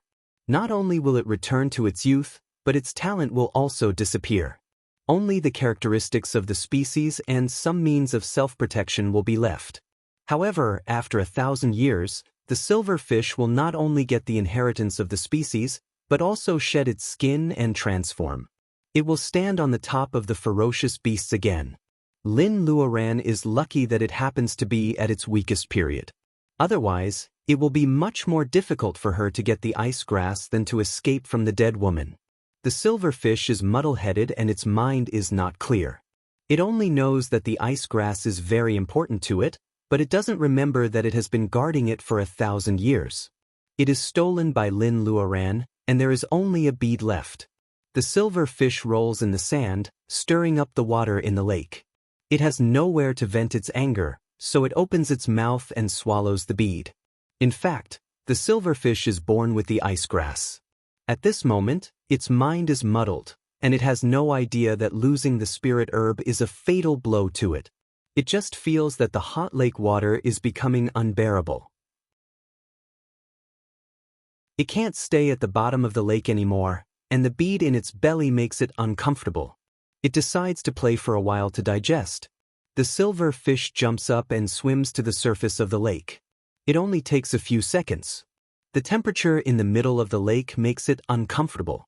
The silver fish swims upstream along the ice river and soon disappears in the ice river. The silverlight fish felt its stomach becoming more and more uncomfortable. It swam across the ice mountain stream, but hitting the pebbles did not help. Unknowingly, the silverlight fish swam further and further away from the ice river that it remembered to never leave. The glacial river flowed into the sea, and the small silver fish was like a dragon entering the sea. It was indescribably happy and comfortable, and the discomfort in its stomach was forgotten for a moment. Fish were the fattest in summer, and the small silver fish instinctively rushed towards the small fish among the corals. Its bite can even knock out a cultivator in the level of training chi, not to mention these ordinary sea fish. The silver fish shivers. Its belly is too full, and the bead is no longer uncomfortable. Lying among the rocks, it feels so comfortable that it wants to sleep. It turns out that there is so much food here. It thought it was such a waste to only bring the food to the lake where it is difficult to catch a fish. The silver fish burps, completely forgetting the warning from the depths of its mind. The sea is too dangerous for it now. A seal has been staring at the direction of the silver fish for a long time with its small eyes. Maybe the seal wants to change its taste today, so it is very interested in the silver fish. Before, The silverfish was too fast, so the seal could only stare at it. Now, the silverfish has eaten too much and its digestion is weak. The seal, which has been preparing for a long time, instantly attacks. The silverfish only felt the light suddenly dim, and it was bitten on the head by the seal. After smacking its mouth a few times, the seal swallowed the silverfish that had a rather powerful origin. The silverfish is as fast as lightning, but because of its gluttony, it can't use it at all. Because of its carelessness, the silverfish has no time to attack the poison that can make people faint. God's arrangement is always so strange.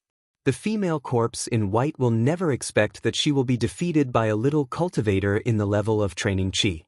The silverfish, which grows with ice grass, will never expect that it will end up in the stomach of an ordinary seal. Once 1,000 years, the seal can transform into a human form and become a powerful monster. If it can't, it will die. There are gains and there are losses. It is just like the path of cultivation. It is said that at the end of cultivation, one will become an immortal. However, the path of cultivation is not something that you can come and go as you wish.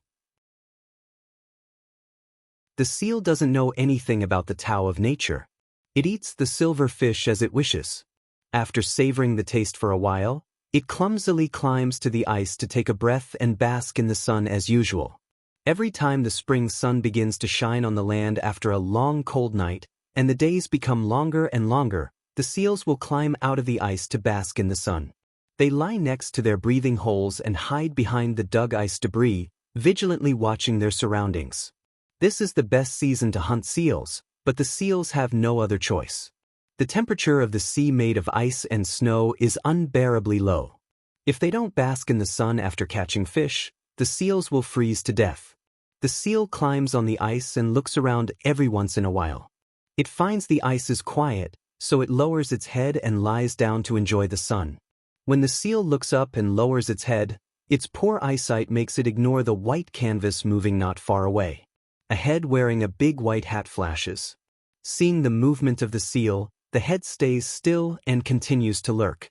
The white canvas looks like a pile of ice and snow from afar, but it moves slowly when the seal is not paying attention. The Eskimos, the people living in the coldest area of the earth, always know how to hunt and kill a seal basking in the sun on the ice.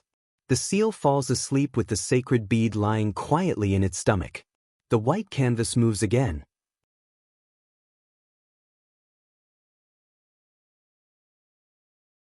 Chapter 132. On a sled pulled by dogs, an excellent Eskimo hunter controls the direction and moves freely on the snowy ground. On the sled, there is not only a bearded hunter with a white fur hat, but also a dead seal. Several fish of different sizes are strung on the fishing line, swaying as the sled moves forward. After climbing over a few snowy hills, the hunter sees an ice house. He pulls the reins, and the sled slides on the ground for a few meters before it finally stops. The hunter wears thick gloves. He rubs the ice off his beard and drags the seal down from the sled. An adult seal can weigh up to 180 kilograms, and this half-grown seal weighs more than 100 kilograms. Without the help of the sled, even if the hunter succeeds in killing it, it would be difficult for him to bring the prey back from the ice and snow. The hunter lifts the thick blanket of the ice house, and a 10-year-old Eskimo girl stands up. "Dad, did you catch a seal today?" The hunter puts down the seal. Seeing his daughter's happy face, he can't help but rub her hair. The winter of food shortage is over, and his daughter will not starve. How can he not be happy? Tess runs out to hug the dog pulling the sled, and comes back with the string of fish. There is too much food for her to eat in a short time, so she buries it under the snow to keep it fresh and clean. Although Tess is only 10 years old, she is already a good helper at home. She cleans up the seal with her father very quickly. "Dad, look." When Tess is washing and peeling the seal, she finds a bead with blood on its belly. She wipes it on the ground with the snow and finds that it is a round, shiny pearl. She shows it to the hunter happily. The hunter takes it and looks at it for a while. Such a pearl is really rare in the Arctic. He doesn't know what the seal ate. Seeing that Tess likes it, he gives it to her to play with. The hunter feeds the seal's innards to the dog, and then comes back to eat the seal meat with his daughter. There is no place to light a fire in the ice and snow, so the Eskimos have always lived on raw meat. Recently, with the progress of society, people rarely live in igloos and eat raw meat, except in the extreme north. The hunter and his daughter are one of the few who insist on eating raw meat. After the seal meat, Tess lay on the felt and played with her beads. There were many Eskimos in the area. They were helping each other. The hunters had given most of the seal meat to their neighbors. Tess is alone in the igloo, tossing the beads up and down. The Eskimos migrated from Asia 10,000 years ago. They were short, yellow-skinned and black-haired, typical Mongolian. Tess looked like a Chinese girl. When the huntsman returned, he saw that Tess was still playing with the bead. He was glad to see that his daughter liked it. Tess's mother died during childbirth. For so many years, he raised Tess with goat's milk and relied on his hunting skills to keep her from worrying about food. However, he really did not know how to play with a teenage girl. Even his sled dog was better at making the little girl happy than him. In the polar circle of the North Pole, there was no night in summer. It was the transition between winter and summer, and the night came late with snowstorms. Because they lived in an igloo, they couldn't light a fire at night. Otherwise, the igloo would melt. The hunter put a thick bearskin blanket on Tess. He was so tired from hunting during the day that he soon fell asleep at the other end of the igloo. Tess didn't know why, but she couldn't fall asleep even though she was full tonight. Tess held the bead taken from the seal's belly in her hand. In the cold night, the bead seemed to be warm and she didn't want to let it go. Tess had heard several fairy tales. The bead was strange. She always felt that there was a fairy in it. Of course, the little girl kept her eyes open until midnight. She was too sleepy to fall asleep, but the so-called fairy didn't come out of the bead.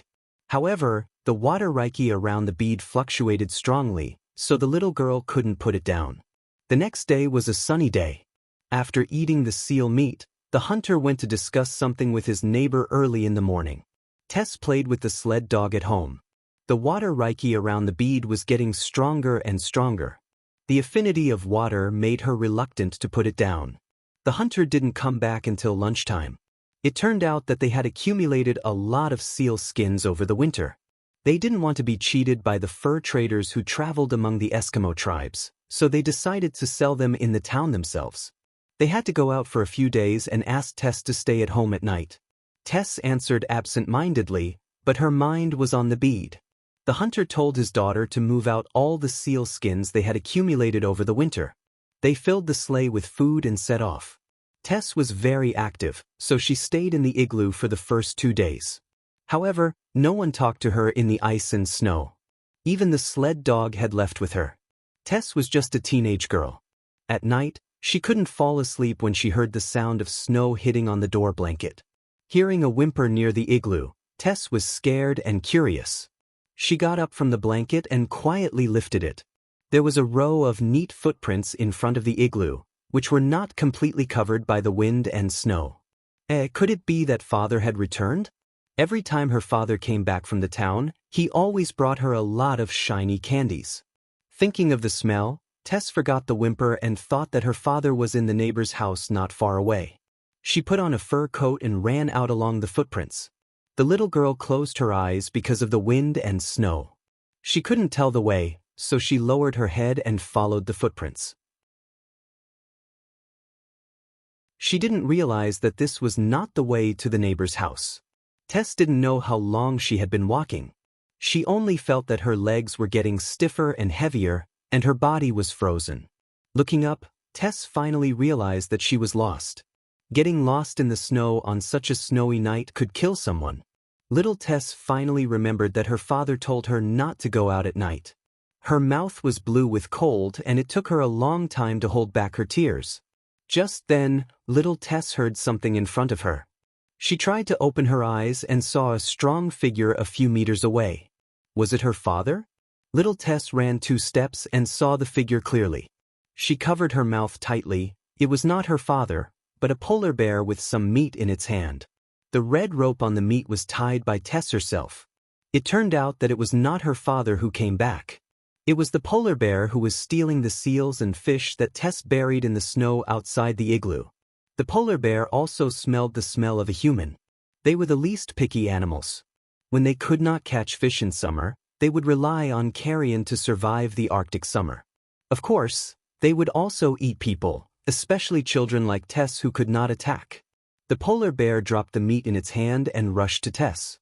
Tess turned around and stumbled 2 steps. She fell to the ground, and the bead in her hand fell out. Tess couldn't see where it fell in the dark. Her feet were stuck in the snow. 10-year-old Tess was so scared that she even forgot to cry. The polar bear's paw was getting bigger and bigger in her eyes. Tess curled up into a ball, calling her father and shivering. Just then, a beam of dazzling light burst in the direction where the bead fell. The polar bear seemed to notice something and stepped back in fear. Tess opened her eyes wide and watched the bead she had been playing with for days. It shone brightly and gradually floated in the air. In the blink of an eye, a woman in a dress suddenly appeared at the place where the bead shone. Against the light, Tess couldn't see the woman's face clearly. The glowing bead on her wrist was like a small sun, lighting up the Arctic night. Wearing such a thin and beautiful dress, the woman suddenly appeared. Was she a fairy who came to save her? 10-year-old Tess stared at the fairy who was walking towards her, and tears of fear rolled down her cheeks in hindsight.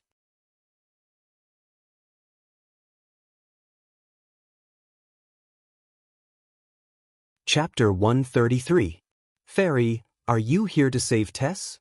In the dark of the snowland, Tess's eyes have just been washed by tears. They are as clean as crystals. She raises her little face and asks Lin Luoran who is walking over. Lin Luoran has just woken up from the tranquility and is ejected from the space. She is still thinking about the strange action of the space when she finds herself in the snow. Except for the light from the bead, there is nothing else but darkness. A few steps away from her, there is a frightened polar bear and a little girl who is crying and shouting something in a language she doesn't understand. Lin Luoran certainly can't understand the language of the Eskimos, or she will be a fairy. However, Lin Luoran can understand the fear and hope in the little girl's eyes. Thinking of the polar bear which seems to be scared away by her breath, Lin Luoran has a general idea of what happened before. Lin Luoran secretly sighs.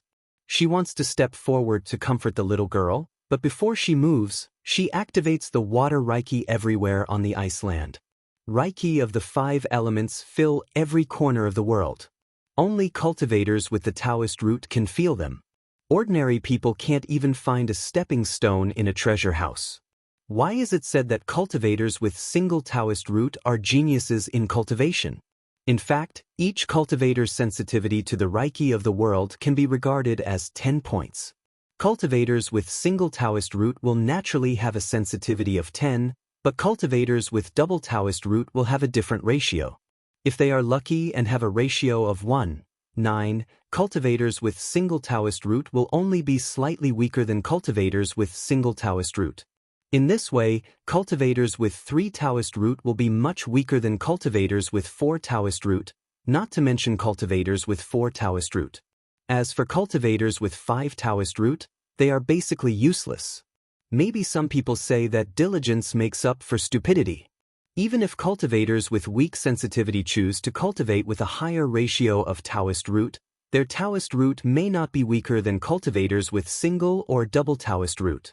However, the path of cultivation was originally against the natural order. If it were so easy, the cultivation world would not use the Taoist foundation to determine a person's future, and use the Taoist foundation to determine a person's importance and status in a sect.